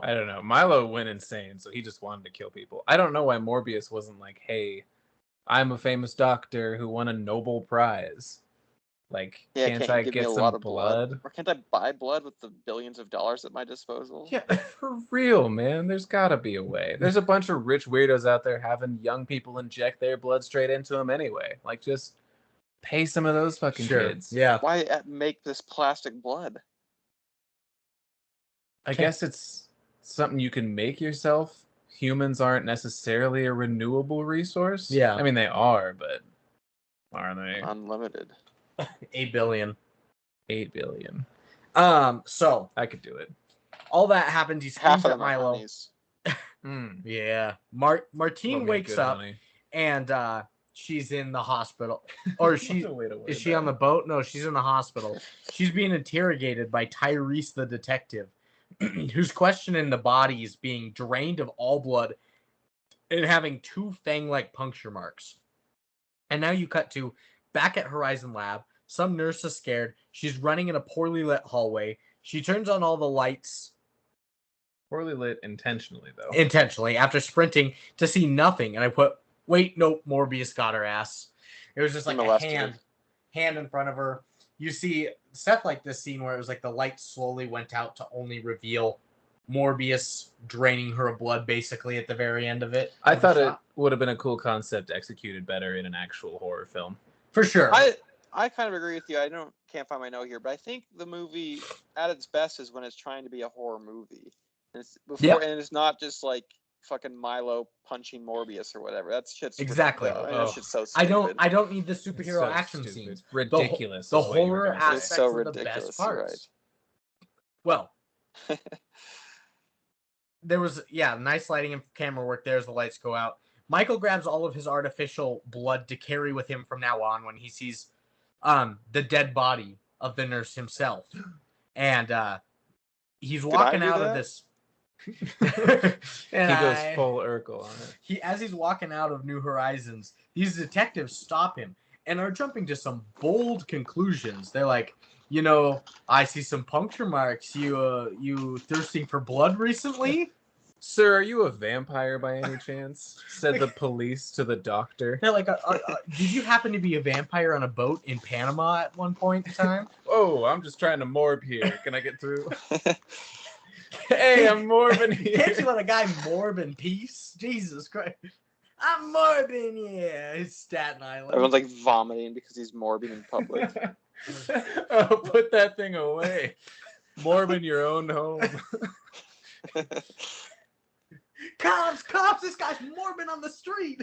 I'm not sure what we're insinuating anymore. Hide your children. Hide your children, he's morbing. Ooh. Morb can literally mean anything at this point. It's transient. So these detectives come to this bold conclusion. Morbius, damn it, my next note is Morbius morbs all over these detectives' asses and takes off to the rooftop. Morb on the run is what I put. Everyone's got their own shit. So he takes off to the rooftop to escape. And we talked about this. He goes up like 20 flights of stairs in 10 seconds. Oh, there's a big in the middle of this skyscraper. There's like a sunroof or a skylight or whatever. That's a big tunnel that goes straight to the top, basically. And he wall jumps like Mario style to the top. And somehow Tyrese was right behind him. Yeah, he said, "I'll meet him at the top." Morbius How on earth did Morbius get arrested here? You're right. He just barely lands on the roof, and you just hear "freeze," and he turns around. There's a gun in his face. Like, how the fuck did you get up? His feet had just touched the roof. How did you get up here that fast? Also, Morbius can dodge bullets, leave, and fly. He doesn't know that. He doesn't know that he can fly yet. Crawl down the fucking side of the building like a spider, you weirdo. Yeah. Well, Morbius gets arrested. They read him his rights. It's like can't morb without a lawyer. It's like an episode of a sitcom. Morbius goes to jail. Can't morb without a lawyer. It's really good though. I need my lawyer here. Morbius goes to jail.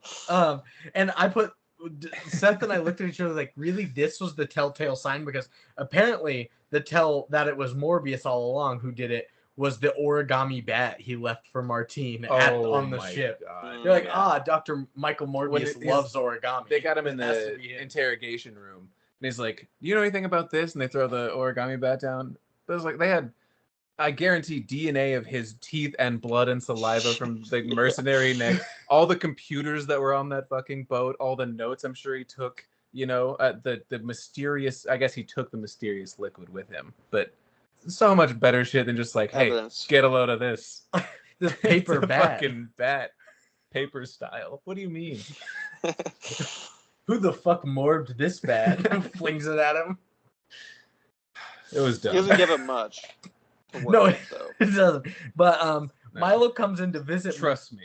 Milo comes in to visit Michael in jail and tell him that he isn't the creature that comes out of him, and he would never kill those people. And as he's walking out of the room, he leaves Michael a blood bag and his cane.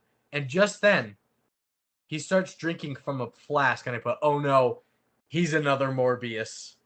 He's another Morbius. He's not another vampire. Morbius Jr. He's a Morbius 2 Electric Boogaloo. Yeah, he sort of has this thing where he like picks up his walk. He's sort of like jigging a little bit as he's walking out. He does the exact usual suspects walk, where he stumbles into a cool guy walk out with like a fucking toothpick, and I gotta watch that. Made by Kaiser Sose. The Usual Suspects? Yep, the main actor and the director.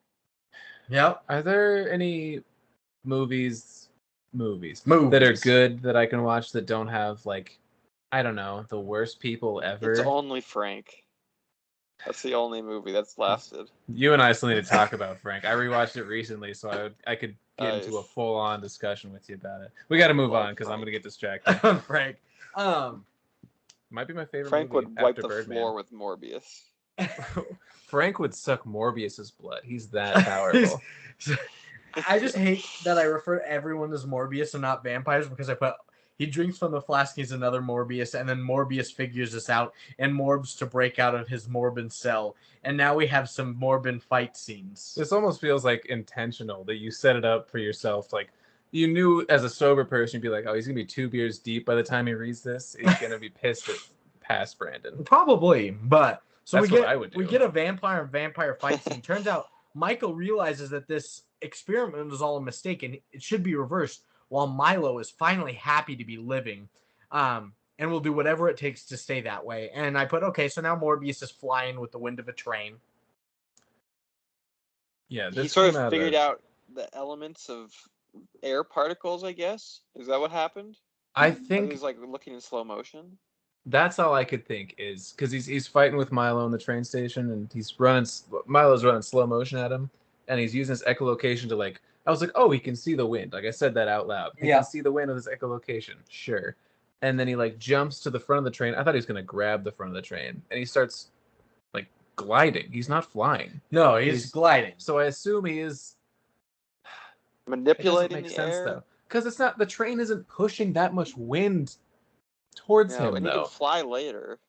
Yeah, with like no wind. What dumb. the fuck? Dumb. Flying is He's dumb. a bat. So Flying is dumb. he's able to find, and he is a bat.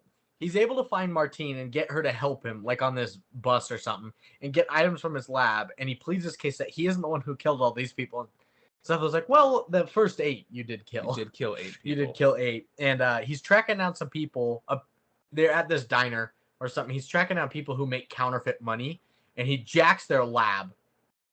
I don't know why he needed the lab. The lab never came back up. Yeah, he never... Did he ever use science shit? It never came back up. What the fuck did he do?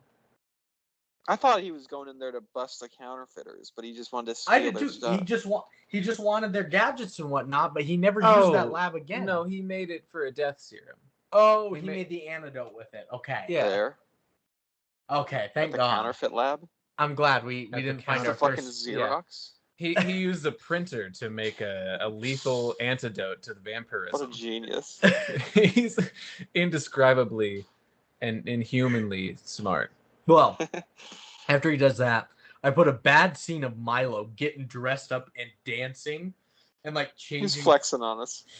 Yeah, he's changing forms back and forth from his Morbius to his real life form as he gets dressed up to go to the club. Yeah. And he goes to the club, starts hitting on some chick. That scene was totally unnecessary. He did not need to do that. Cut that. Totally unnecessarily.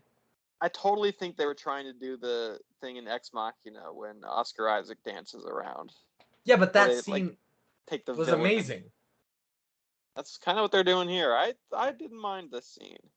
I think Milo was the best character. Awful. Milo was the best character. That's not saying anything, but I guess he was. But that scene was terrible. That scene was terrible. I love the Oscar Isaac dance scene. Cut that entirely. In the same vein, I think. Similar, yeah. So he goes to the club, starts hitting on this chick. He looks worse as a regular guy than as a vampire. Totally does. Yeah, that is I feel bad for the guy, but he looks dead, right? Misshapen. In the eye, yeah. Yeah. It looks like you tried to make the perfect face, and you got it at some point, but then as like God, you're just like, there's something off, and you kept going, and then you just. It's somebody that does a little too much plastic surgery and Botox to their face and gets out of hand. Yeah, and then you punch him in the face. Certain confidence as a Morbius. He does have a lot of confidence. He hits on this girl, and these other guys are like, whoa, back off. We're buying this girl drinks. But she didn't leave with those guys. He backs off. He's like, whatever. And they leave the bar. He's perched on some balcony. He kills them, whatnot. Yeah, he does. And now, Milo's in Morbius's lab when Martine shows up. And nothing much happens here except a bunch of like soft threats back and forth to each other. But Milo just wants to know where Morbius is. Is this his fake lab or is this his real lab? I think this is his real. This was Horizon Lab. Wait, where are they right now? What did you say? Horizon Lab. This is when Martine goes in to collect his supplies. Yeah, this is the real lab. How the fuck is he back in here if he's like the world's most wanted fugitive? They wouldn't think to look at his own laboratory. How's he allowed in there? They don't know Morbius isn't in there. I mean, nobody should be in there. Isn't Morbius in there? No, it's Milo and Martine. Where's Morbius? Doesn't he go into a lab? No, he's at a safe house, so Martine's place. Yeah. Is he at a fake lab? I think he's still at his fake counterfeit lab because the police eventually raid Martine's place, so it's not safe there either. That's right. So yeah, he's just there. He's printing money. No, he's not there at the time. It's a later scene where he's kind of We'll get to this other part eventually. He's not there. But no, I don't think they show where he is during this scene. No. But yeah, there's a bunch of soft threats. Milo just wants to know where Morbius is. And now we are back at Martine's place. Martine cuts her finger playing with her cat. Have we said that Morbius's first name is Michael? Have we said that one time? Yes. Okay. Martine cuts her finger playing with her cat. And Morbius is going nuts at his like computer desk trying to restrain himself from the smell of blood. Oh yeah. And Milo watches as Martine and Morbius kiss on a balcony, and he's like a long distance away, just like watching them standing there. Yeah, that was really funny. There's like a zoom cut. Because he's not up perched anywhere. He's just like a regular dude watching two people make out from across a bridge. He's just nice. Nice. And a lot of Brooklyn Bridge shots in our podcast series. Yeah, a lot of Brooklyn Bridge. One of So detectives are starting to figure out that Morbius isn't the only vampire, and that this news is being broadcast on the news itself because they find some video footage of Milo killing the guys from the club.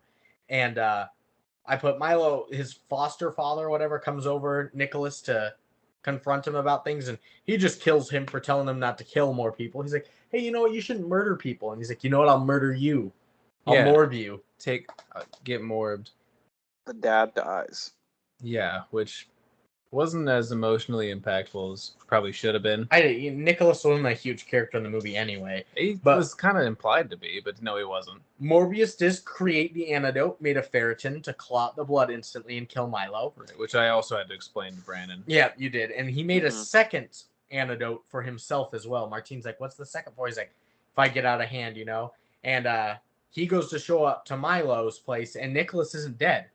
Calls Michael to come on in and to tell him to stop Milo, and then he dies. Like, he only says, stop him.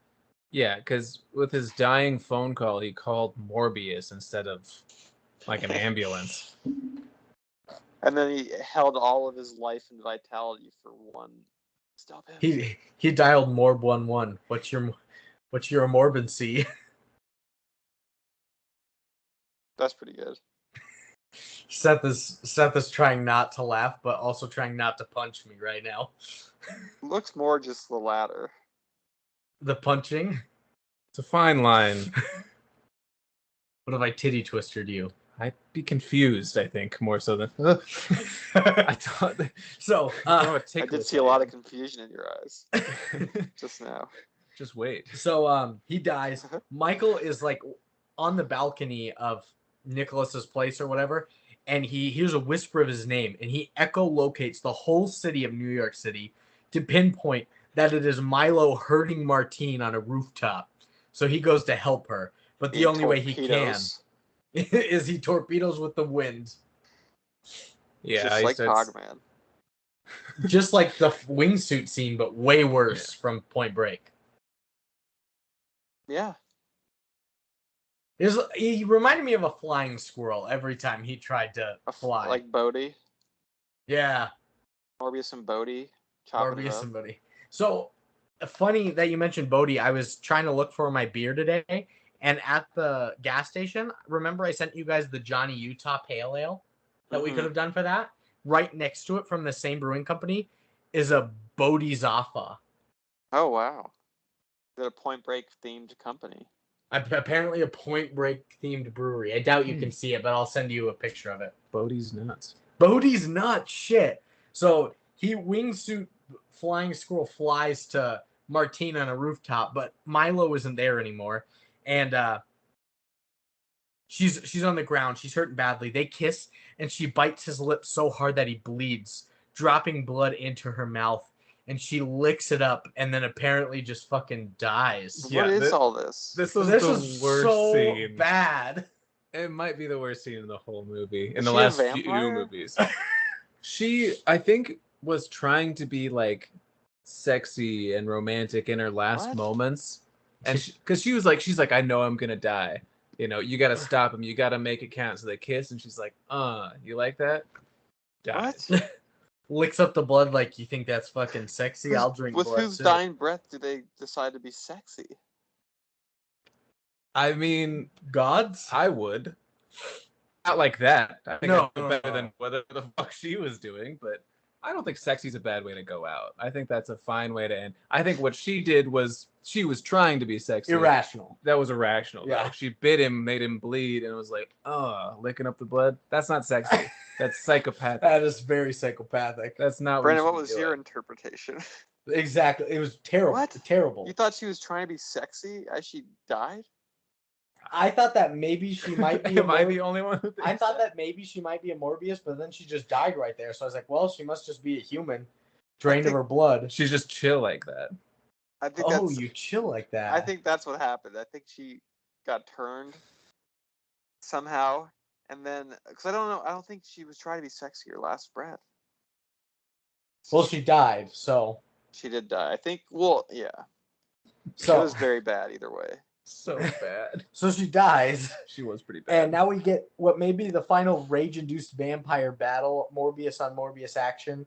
And Morbius is hurt really bad and lets out one primal screech. Like, a lot of the fighting was just them falling with their, like, trail of fast speed motion behind them. It was mostly Milo just pile driving Morbius from the top of the Empire State Building.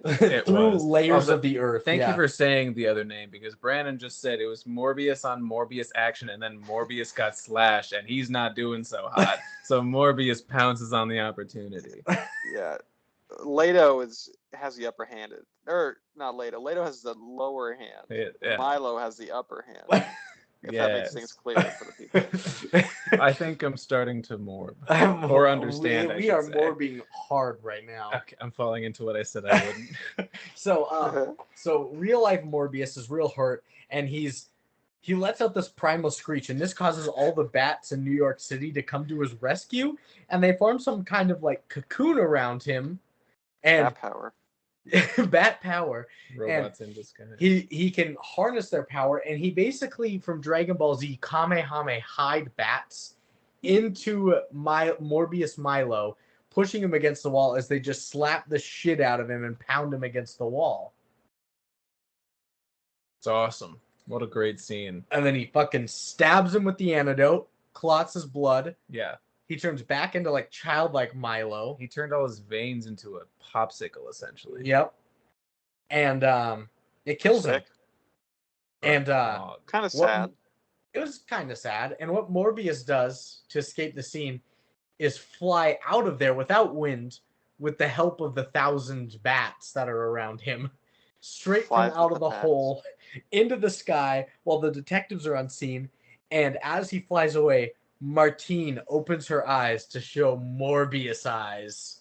Some nice red Morbius Martine eyes. Morbius. I hate that we had. Was a Morbius. I hate that we had Michael, Martine, but was she Milo, and Morbius? It's like the movie was begging to get memed on. But was she a Morbius when she? Oh my god, a Morbius when she drank his blood, Yeah, or did she was full Morb? But was she already a Morbius when she bit his lip and drank the blood, or did she turn Morbius from his blood? What is the implication? What the hell happened?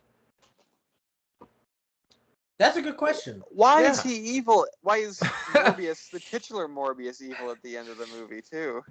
Was he evil at the end? Because he like gave his like evil like purple eyes, and he's like, and he like flew off. Oh, was that what the ending scene was? I don't know. This whole movie was tone deaf to itself. It didn't know what was going on. Yeah. Well, that's the end of the movie, but not before. Oh yeah. And after credits scene that we kind of already talked about. The whole sky is shimmering purple, and we pan into the jail that Morbius It was like in a before. crack in the sky, and then it closed up. Yes, a Morb in the sky. Oh my god. And Morbil Keaton appears in that jail cell, and the news says he just appeared there like it was an empty cell, and now he's just going to be released. And I didn't know what it was. You figured out it's the Vulture or whatever. I looked up he's the Vulture. I don't know if he's supposed to be space traveling, but well, we've connected. Who cares? We've connected. I cared for a second. We connected the Marvel universe and Spider-Man and whatnot to Morbius now, so which means there's going to be a sequel. So buckle in for Morbius 2. There was another after credit scene. Martine and Morbius take on. There was. There's two after credit scenes. What? You missed the other one? What are you making up? What are you about to say? No, he was in jail, and then he's like lets him out. It's like a big news story. It's this guy getting out. Then there's more credits, and you fast forward, and then you get another one where Morbius drives out to the middle of the desert, and then the Vulture guy comes down. He's like, "Hello, Mr. Morbius," and then that's ended. That can't be right. That's not right. I swear to God, it's right. Hold up. I'm pulling up Netflix. There's two after credit scene, which is like which is just the most Marvel bullshit ever. Like, tell your movie in the movie. That is pretty Marvel. Marvel has made it so that after you watch fucking Doll Man, you scroll to the end to see if there's an end credit scene. We did it with Clifford, even. We did it with Clifford. For some Brick Bardo in this goddamn movie. I hated Doll Man. Action. I hated Doll Man. I would have loved to see Brick Bardo in this. He would have fit like a glove. He would have. It would have just made sense to have him in it. It was in Brooklyn, even. There are two post-credit scenes. Yes, I told you. How many credit scenes does Morbius have? If you're planning on sticking around, You'll be delighted to know that the film has not one but 2 post-credits. I'm not delighted by that. That means I have to sit through. One is a mid-credit scene, and the other comes at the very end. Hello, Morbius. It doesn't come at the very end. There's more credits after the fact. Does he speak very formally when he's swooping down on him? It's semi-formal. I think he goes, "Hello, doctor." Hello, Morbius. Like that. What's that? That's like a sex ed video with Mario and Luigi. Have you seen that? Nope. Dude, I forget what it is, but it's Mario and he's curious about sex and he's doing his Italian accent the whole time. Hey, it's me, Mario. What the fuck's a condom? And then it's Luigi and he goes, "Hello, Mario." And he's very straight American accent. Okay, so apparently there are 2 post-credit scenes. So what was the second one again? It's just in the middle of the desert. Morbius drives a car out, and then the bird flies in, and he's like, "Hello, Morbius," and then it's over. Okay, we're gonna have to see that real quick after we're done here. Sure. All right, that's the end of the movie. That's the end of Morbius. All right, let's finish up. Let's get into some morbings, and morb views. You didn't have to do that. I did. I did. Morb views. Let's just do it promptly. Morbius.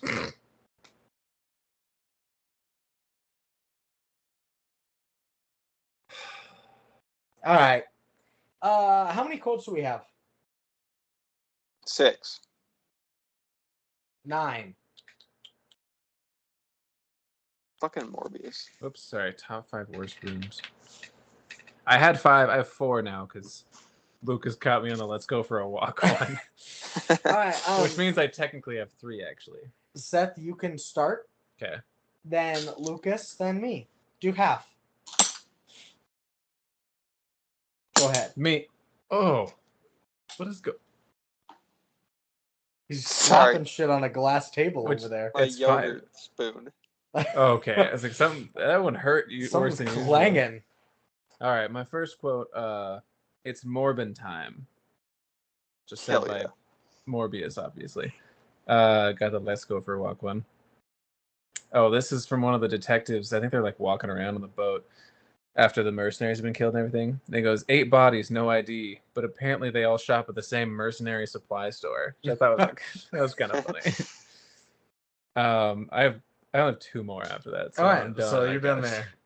Marvel always has just a lot of like kind of funny lines they sneak in there. Oh yeah, they love There's it. never any that'll like bust your gut laughing or bust your nut laughing at, but there's some.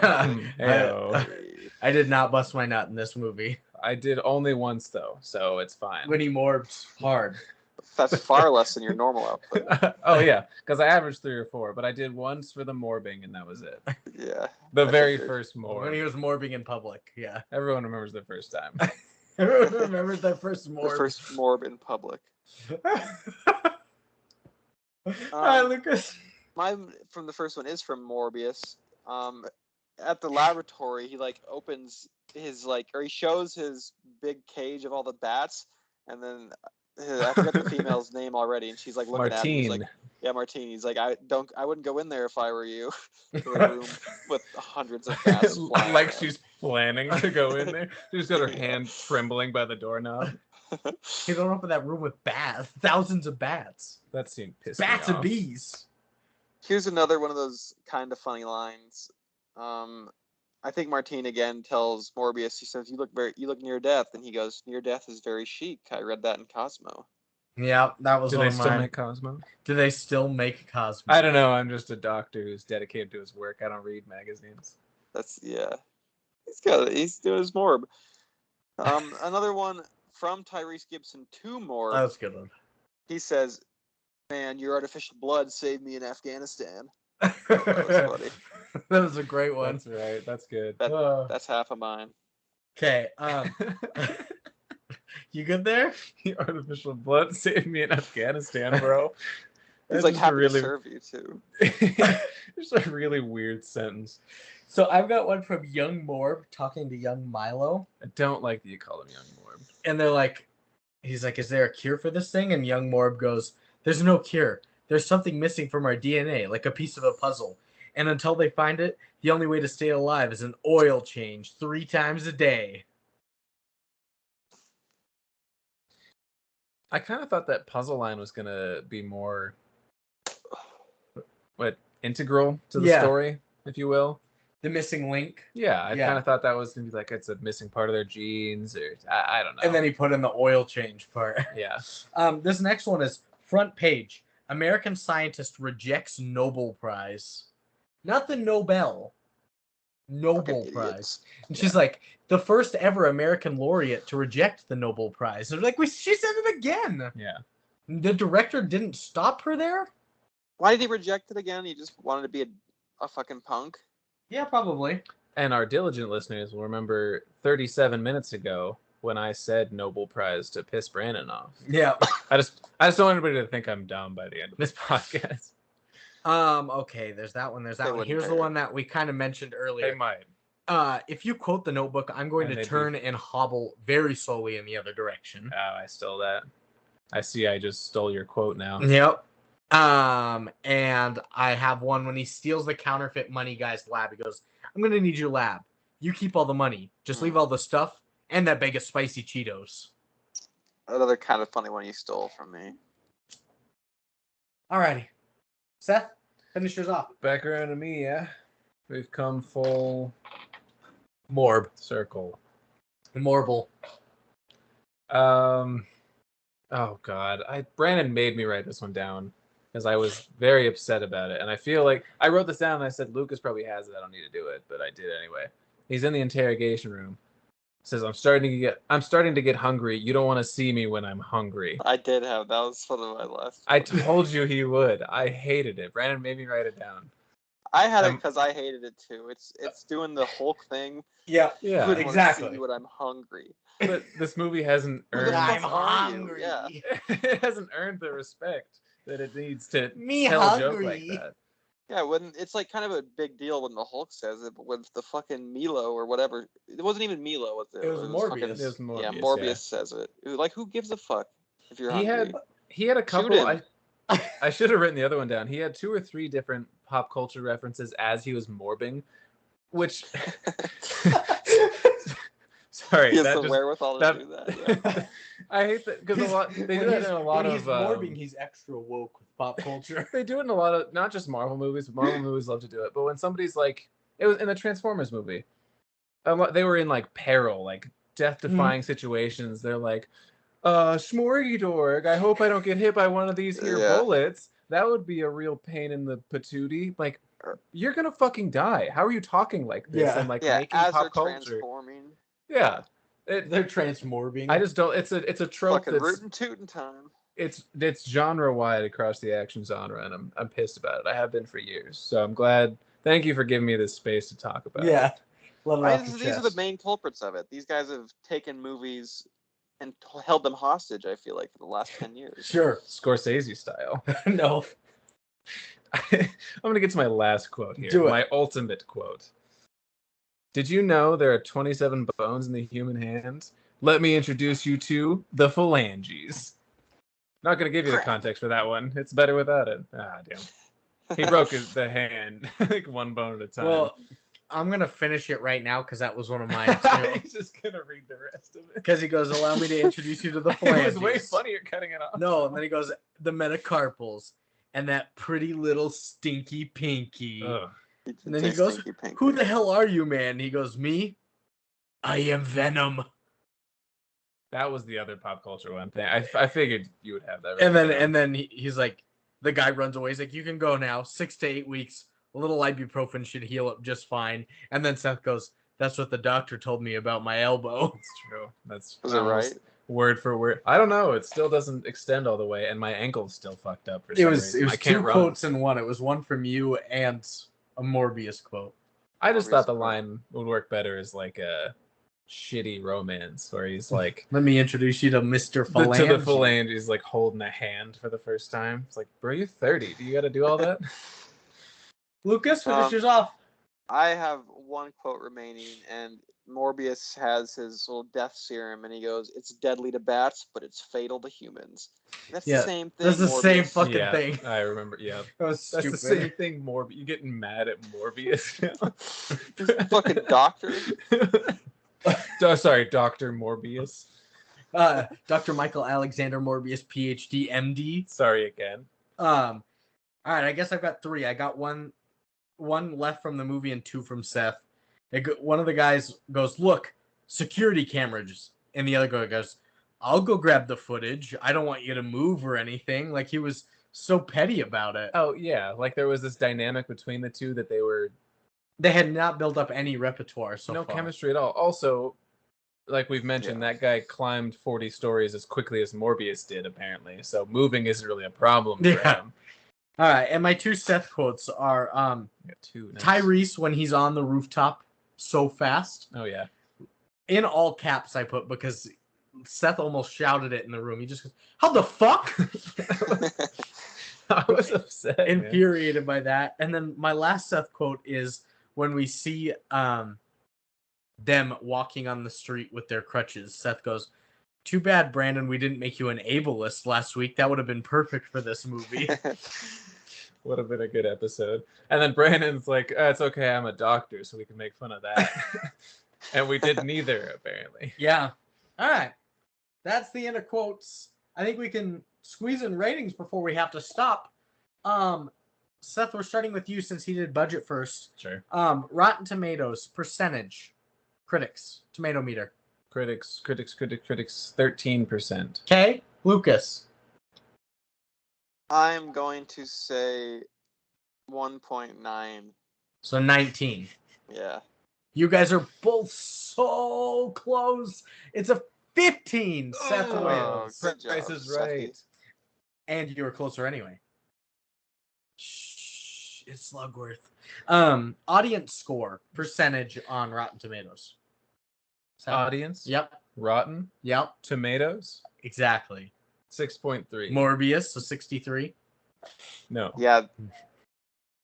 This is gonna be. I have no clue what the memes are gonna do to this score, so I'm gonna say a 58. It could be a 90. It's a 71%. Yeah. Audience score. Mostly memes, I would imagine. Yep. Oh, certainly. Moving into IMDb, Metascore out of 100. This is critics. Metascore. Out of 100. I'm gonna say like a 2.4. So 24. Okay. Oh yeah, 24. 1.7. So 17. 70. It's a 35. Shit. That's too high. Well, we know where your rating lies, at least below a 35. And audiences on an IMDb. Probably fucking like a 9.2. I'm gonna say a 6.4. 8.4. It's only a 5.2. Good. So critics gave it a 15 and a 35 for a 25 average, and audiences gave it a 71 and a 52 for a 61.5 average. Seth, what are we giving it today? Am I allowed to go 0? You can go 0.1. 0. 0.0. 0. Yeah. 0.0. Our first. I just feel like it. Absolute dog shit movie for Morbius. Yeah. It's the kind of movie that made me think, maybe I did rate Dollman a little low, and nothing should ever make me feel that way. So just 0 on principle. It's probably like a 2. You did say I would have been happy if I would have seen that little bastard come into this movie. That little bastard. So, yeah, I guess that's true. Lucas? I don't think I'm going to be as harsh as Seth, considering he gave it the lowest anyone has ever given a movie in the history of our podcast. Yeah, because Devin gave Garfield, I think, a 0.3. Yeah, I'm going to give Morbius a 1.4 for Morb Time. There was a couple points of this movie where I was like, if this leaned into being like a full Marvel horror movie, that might be something that's interesting. Unfortunately, sure. Morbius for the large part was not interesting, and it was dumb, and it was morbid. It was morbid.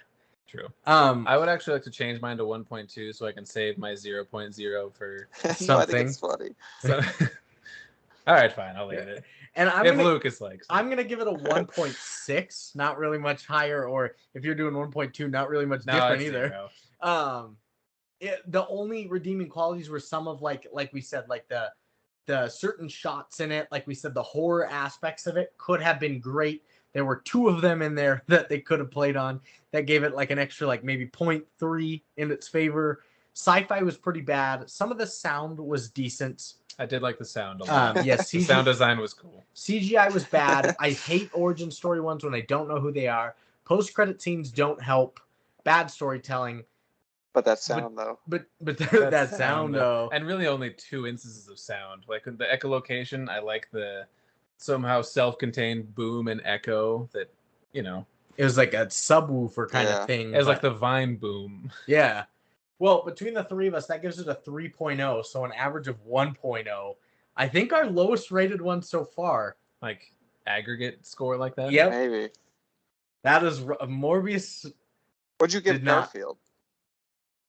Actually, Garfield might be, I think I gave it a 1.9, and Devin gave it a 0.3, so that's a 1.1. So it's fighting Garfield for lowest. Oh my god.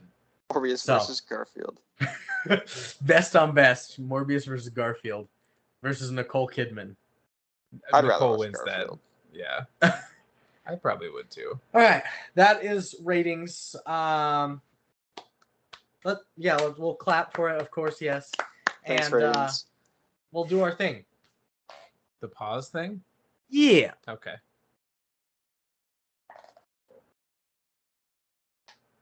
I think it's funny that Seth doles out the 0.0. From Morbius. It was bad. I would have done higher, but you told me I couldn't do 0.0. So I was like, well, now I have to. It was really bad. Morbius? So bad. It was very bad. I don't think it was 0 bad, but I think I might watch a Marvel horror movie if it was like Batman's fucking trapped in a house and the Joker's killing everybody and shit. Oh, that'd be cool. Sure. Or it's just like Batman in a Saw movie. Like it's just Saw, but Batman's one of the contestants. Or I was just going to say, you can keep with the Batman lore and do it where it's the Scarecrow doing all of his psychological horrors in his face, basically, where he's got to confront his biggest secrets and it's a horror thing for him. As long as they don't fly around and punch each other and stuff. Exactly. Yeah, because they've had Scarecrow in Batman movies before, and I think it was just like a wasted opportunity to do something like that. Exactly. That would have been sick as hell. But people love playing it safe for money, I guess, which, you know, fair. If I had an opportunity to make a Batman movie that I knew was going to be shit, but would have made me a ton of money, and I could, like, never work again and do whatever the fuck I wanted for the rest of my life, I'd do it. Batman Begins did a decent job with Scarecrow in that, but because it also and incorporated then it makes cool with all that money. But also since it was the first one and it incorporated like Batman's background with Ra's al Ghul, it made it not as important to the story as the Ra's al Ghul stuff. Ra's al Ghul? Ra's al Ghul? Ra's al Ghul. Yeah, not like Raja Bell or Raja from Aladdin 2. Ra's al Ghul. So Ra's al. I'm ready. Ra's al Ghul. But yeah, so since I had to split there, it was a little tougher. Okay, let's get back into it. 1, 2, 3, play. Yeehaw! Oh.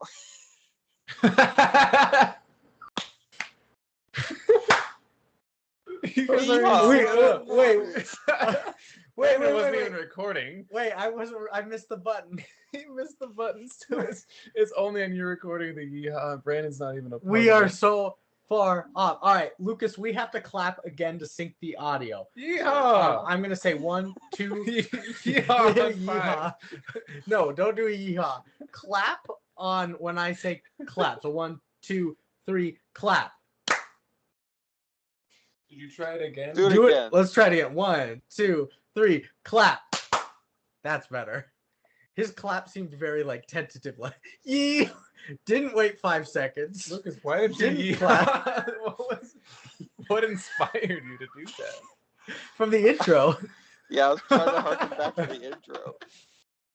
He didn't wait 5 seconds. He didn't clap to sync the audio. He just hit play. Yeehaw! Let's get this party started. That's how Cowboys on the Moon sound. Oh my god, that was so funny. All right. So I must admit I was running behind this week, so I don't I finished the script right before we watched it, so I don't have any critic reviews for you. I read the critic reviews, and none of them were like outstanding for me, so I just put in user reviews today.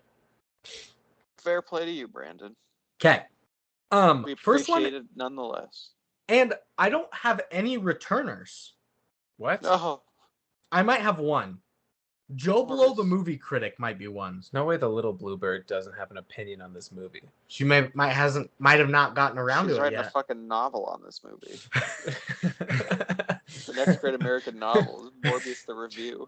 Her reviews always reflect the things she hates in the movies. All right. Totally. So first one is by Sambo Kevin. On That's June me. 30th, 2022. No, you're Seth. I'm Snoopy style. No, you brute. you're not the winner You of the brutes, movie award. get your hands off of me. I was trying to think of an award name for our award show, and I was like, because all of them end in E, like Emmy, Tony, Grammy. I guess Oscar doesn't. But I wanted to do it based off Mel. Oh, the like Me's. It doesn't have to end like in it. E.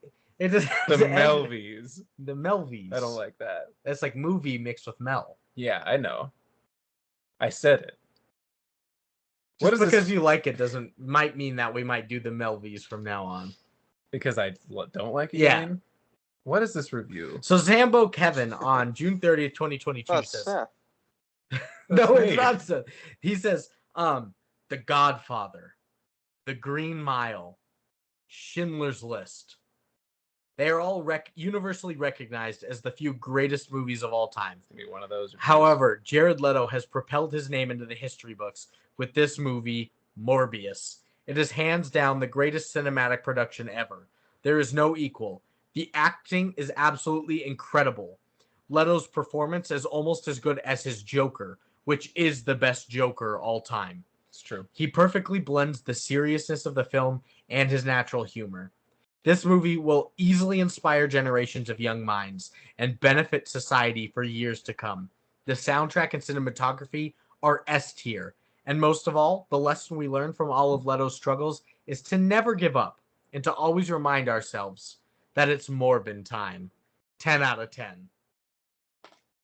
It's a me movie. It's a me movie. I was actually talking about this with one of my friends earlier today about Jared Leto's Joker performance and how, like, Heath Ledger sort of played him as like an anarchist and Joaquin Phoenix sort of played him as like a mental patient. But like Jared Leto like played him just like Steve-O from Jackass. He did. And that was like his Joker persona. Literally, the It's just Joker so is, funny. as we've seen, the Joker is a role that is made to get you an Oscar, and people shat on him for it. It's one of only 2 roles to ever win an Oscar for the same character.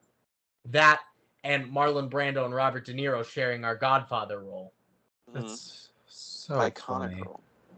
I mean, you're right though. 'Cause Jack Nicholson, he was kind of like a mobster. Yep. Yeah. Heath Ledger, the Anarchy, is what Steve-O. That's perfect. Steve-O's really good.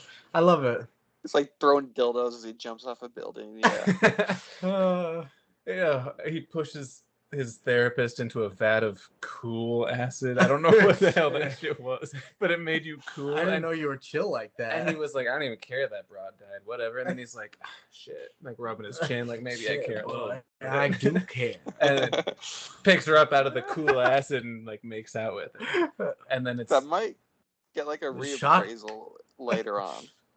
Shoddy, I didn't For know you being were awesome. chill like that. That's pretty fucking cool. All right. I told Seth that when I do these reviews, I look it up by prolific reviewer to see if I can get returners back on. Oh, he never told me that. This is Well, the first time I'm hearing this. I didn't tell you this, but I told you the next part. So I usually look them up under prolific reviewer to find like my returners. But when I did prolific reviewer this time, all of them were just 10 out of 10. Just meme ones. Yeah, he Yeah. was trying to scroll through all the 10s. Oh, Lucas is To frozen find in the something. cool pose. Oh, he's Oh, still he's cool back. even He's after so- the frozen. Hey. Oh my god. Who is he? Next one today is by Alamon69. Where are you going? Where are you going? You have to pee. Okay. I was gonna say restroom. The little ladies' room. All right. Yeah, Sneak keep it- out of here. Sneak out of here. Lucas and I will do the draft while you're gone. Okay. Oh, 5 worst rooms? Yeah. Worst rooms. We were talking about this earlier before Seth gets back for reviews. Top 5 worst rooms. You can start. I'm gonna go with The Room by Tom The movie? Wiseau. Yeah. My one seat is one that we actually talked about earlier. It's this podcasting room with Theo's cage, but when Theo poops, so the heated poop marinates the smell around here. Okay. Super fun. Your next room? I'm gonna go with Room, the Brie Larson movie. What? That's one of my favorite films. Why are you only going film-based rooms? No, I'm gonna get to some real rooms. Okay. My 2 seat, I'm gonna go with the room Anne Frank had to live in, the closet, attic thing. Oh, good one. Good one. Number 3 for me, I'm gonna go with HBO's The Newsroom. Wasn't really a fan. I think it was kind of a knockoff of Is that West the Wing. Jeff Daniels one?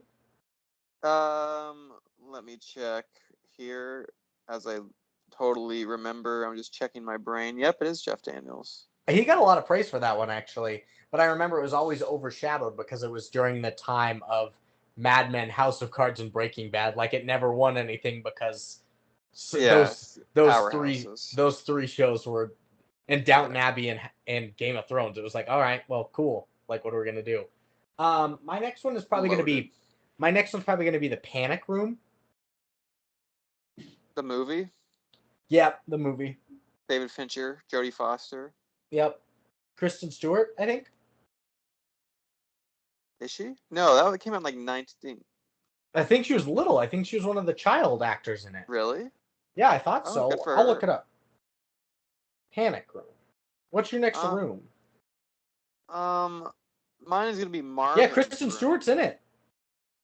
And Forrest Whitaker. And Jared Leto's in that. Wow, good memory. Good connections. Holy shit.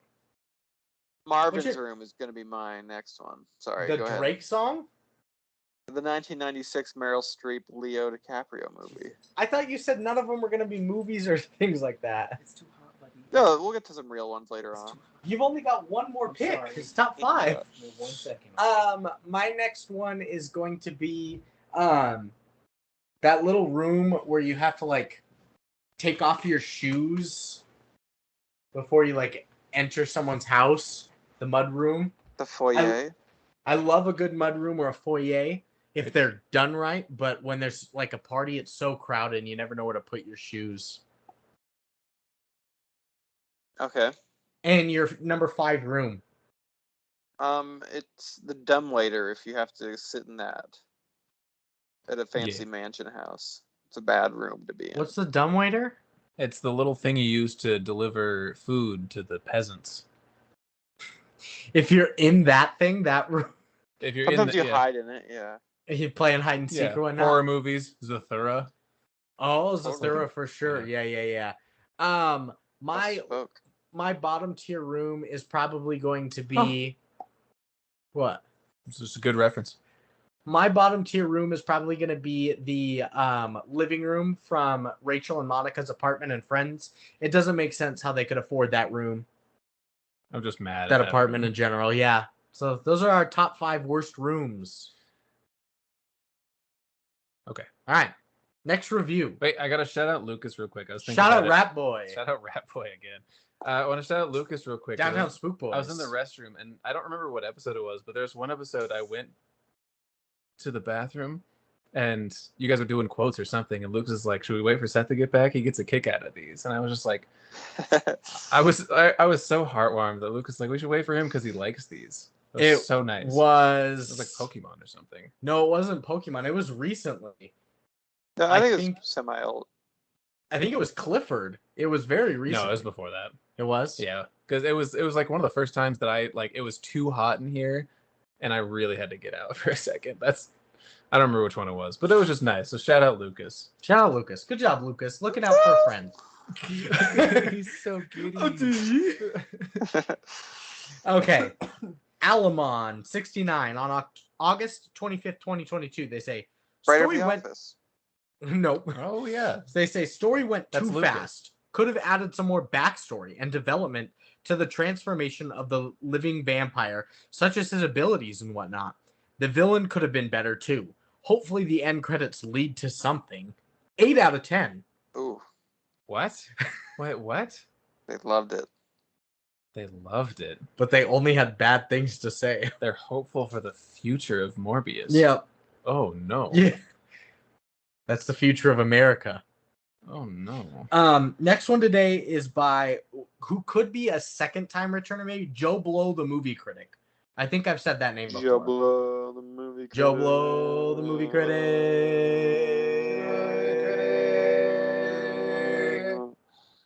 That was the best one we've done. Good job, guys. On April 2nd, 2022, they say it was a goof. I don't know what all the fuss is about with this one, when the quality matches that of either Venom movie. And while I didn't love the visual design of the vampires, I thought the cinematography, visual effects, sound design, and Adria Arjona, who is now on my actors to watch list, really elevated the relatively weak story. 6 out of 10. Who's that actor? I'm looking it up right now. I couldn't remember. He doesn't know. He doesn't know. He doesn't know. Devo. That was Martine. Okay.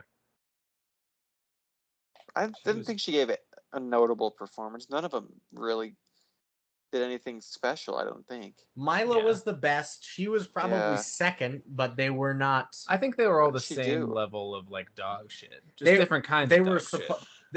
It's sad when I'm comparing them in my mind once again to Dollman of Jackie Earle Haley and Kamala Harris. They were. He would have laughed these people off the set with how good he was. Jackie Earle Haley would not have even performed with them. No, he could have played every role in this and not batted an eye. Yeah, he could have done Eddie Murphy style. He could have morbed every Morbius in this Morbin movie and done a fantastic job. I must also say that I'm glad you guys didn't pick up on it. I said Kamala Harris, the vice president. No, that's why I laughed. And I not thought you said it as a joke. I didn't know you messed up. No, I meant to say Kamala Lopez, but I said Kamala Harris. You could have said nothing, and I thought you were just being I could have said Morbin. Oh my god. What's the next one? Yeah, those two would have wiped the floor with this movie. Yeah. Totally. All right. Next one is by Warwicker 10729. It's Morbin Time. April 8th, 2022. They say, I'm genuinely so tired of studios like Sony churning out lackluster products and still expecting it to be the success because it's attached to a popular brand. Do better. 4 out of 10. So it's not necessarily a Marvel movie? Is it Marvel Disney? Sony took over the Spider-Man universe, but it is Marvel. So, is Morbius a Spider-Man specifically? Yes. But Sony made this, not Disney. But it is still a Marvel property. It is still Marvel property, so it's under Disney's proprietary. Sony made it, though. Yeah. I don't think it's made by the same umbrella then as the MCU. No. It's more like Venom. I still don't care. Either way, both of them. It is more like Venom. Venom at least was decent, though. I didn't see it. It was pretty good. It was fun. It was way more enjoyable than this. Next one is by J Frito 90856, June 24th, 2022. They say, the most movie ever. Never been so pumped to see someone say their amazing catchphrase, it's Morbin Time. Then when I saw it the second time in theaters, I wish I could see it in theaters again because it's the most movie ever. 10 out of 10. I forgot that this is where that started sprouting up from. A lot of people are using that now. Like, this is one of the songs of all time. I didn't realize that was a thing. Yeah. Oh, that was a thing. You could use it for anything. Like, Kevin Durant is a basketball player of all time. He's one of the basketball players of all time. Yeah. That was a huge. That's a sweep of things. There's never been a truer statement said. He is one of the basketball players of all time. Yeah. Yeah. All right. It's crazy that Top Gun Maverick is still in theaters. Isn't that crazy? That is crazy. Like, that guy's mad you can't see Morbius. We can still go see Top Gun if you want to. Top Gun's been out since May. Really? That's fucking nuts. Yeah. That is actually insane. That's like I think it broke. I think it's top 10 highest grossing all time now. What was the other movie that was 3? Really? What was the other movie we did that they did a 1,000 showings in a row? Was it Godzilla Crazy? Yeah. At those 2 theaters. Yeah. Yeah, they were in there for, I don't know. The one was like a year and a half. 3.5 years or something. All right, highest grossing films all time. Avatar still 1. Avengers Endgame 2. Titanic. Top Gun Maverick is 11th right now. That's insane. It's trying to pass Furious 7 to get into the top 10, which is right behind Avengers to get to 9. It's not as insane now that I know that one of the Furious movies is top 10. Top 10 is Furious 7, The Avengers, The Lion King live-action remake, Jurassic World, Spider-Man No Way Home, Avengers Infinity War, Star Wars The Force Awakens, Titanic, Avengers Endgame, Avatar. So 1, 2, 3, 4, 5, 6. 6 of them are I Disney. think I was looking at domestic box office. 6 of them are Disney. 1 of them is a Fast and Furious. 1 of them is Jurassic World. And then Avatar and Titanic. I'm taking every new piece of information from this point on in my life with a grain of salt. Every single one of them. Well, how about penultimate review? Okay, besides that. By Girl with Flowers and Books. That's me. That could be you. It could be. No, you don't like to read. Buddy. I like reading. I'm just slow. August 21st, 2022, they say, at first I was excited to watch this with my boyfriend because I wanted to torture him for making me watch John Wick for the 100th time. In the end, I learned a valuable lesson.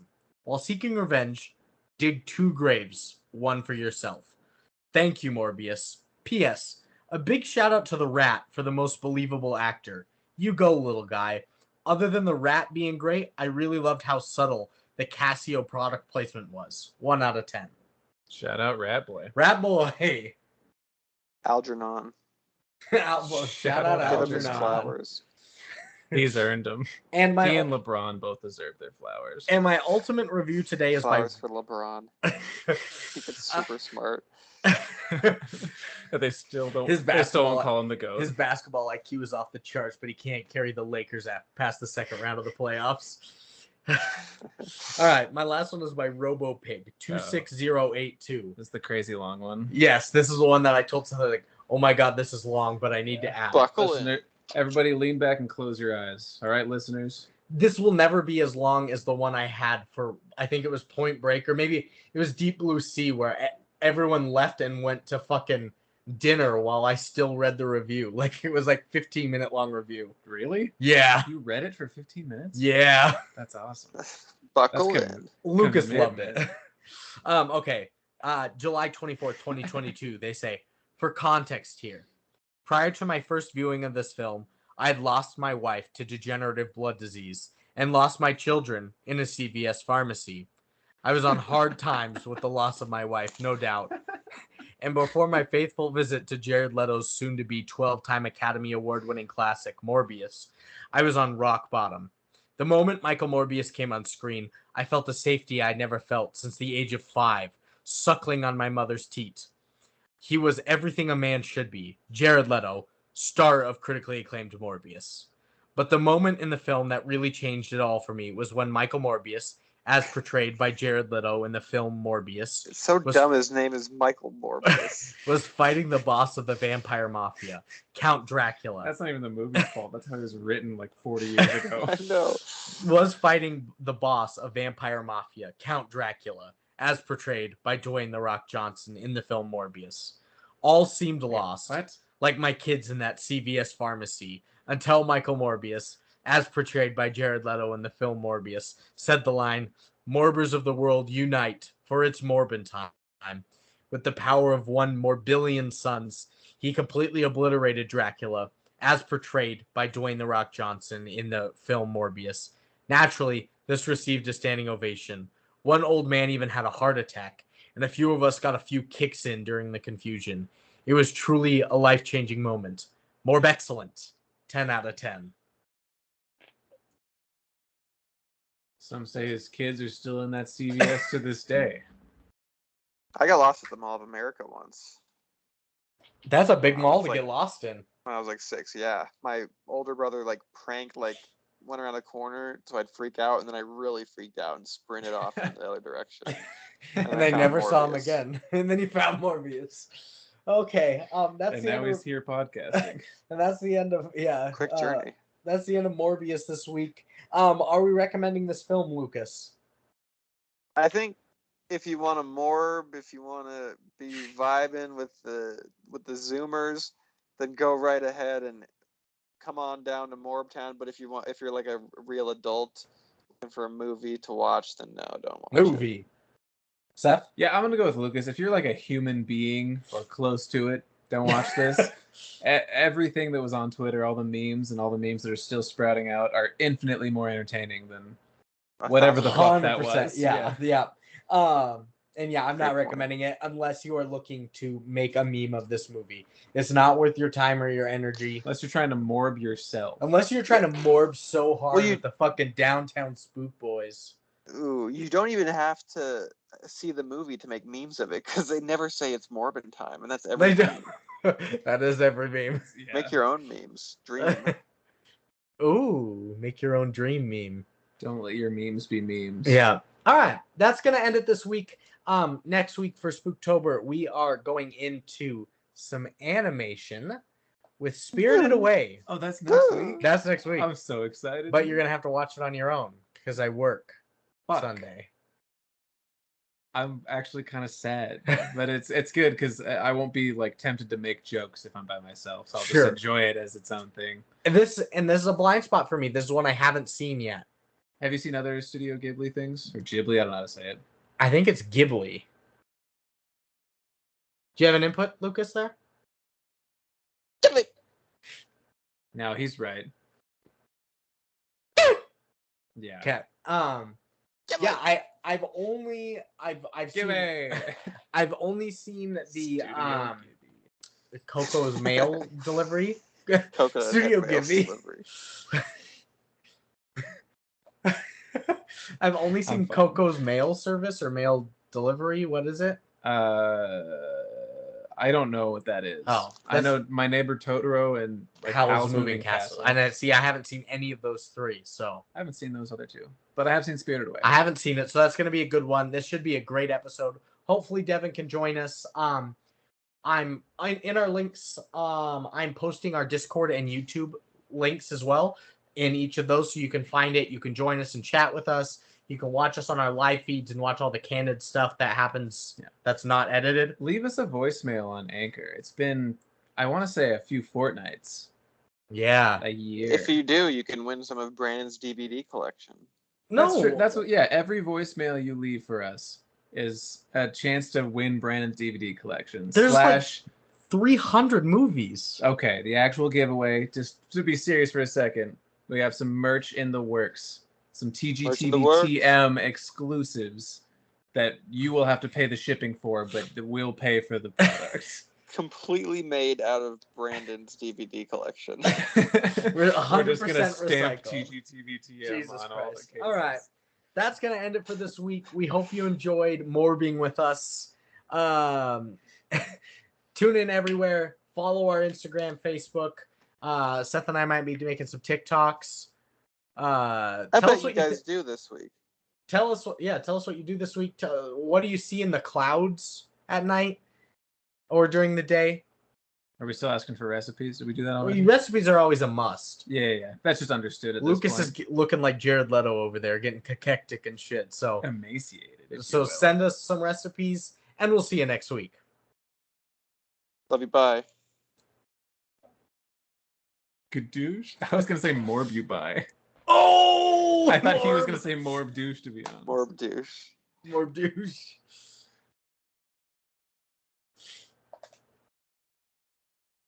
Thank you for listening to The Good, the Bad, and the Movies. If you like this one. If you like the show, please follow us on Anchor, Spotify, or wherever you're listening to your Apple Podcasts, or wherever you're listening. They're not going to think this giveaway is real. They're going to be so confused. And Kelly will vote like 9 times, and she'll be the only one. Did I tell you, Rat Boy voted on the latest poll for the Transformers one? Because he pressed play on it, and then he went to the poll and was like, "Does Brandon know what a talisman is?" was the question. But he doesn't know you, and he hadn't listened to it yet, so he didn't know the context. So the option that he picked was like, it was of course he knows. Of course he doesn't actually know. Why would he lie to us? Because some of the options were like gaslighting. Yeah. But he read it as like, why would he lie to us in an angry way? It was like, how could he lie to us? So he like picked that answer to be like the most volatile. And he listened to the whole thing and he was like, oh, I think I picked the answer that Brandon would have picked. Because he was like, me and one other person have spoken and that we both voted for that one. I haven't voted on that yet. Ooh. I voted on that one.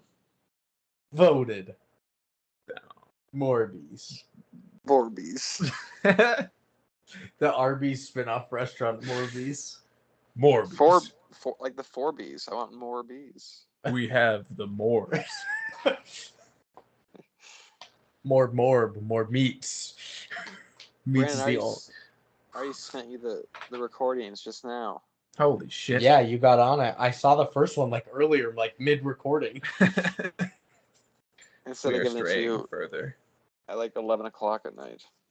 On Thursday night, yeah. Alrighty, sweet. That was good. Morbius. Glad we morbed out of here. We morbed. Let's morb our way homes. Now I gotta work at 8 a.m. Oh shit, let me get out of your hair then. Have a good night, Lucas. See ya. Later. Bye. Hope you Morb your dad. Hope you morb.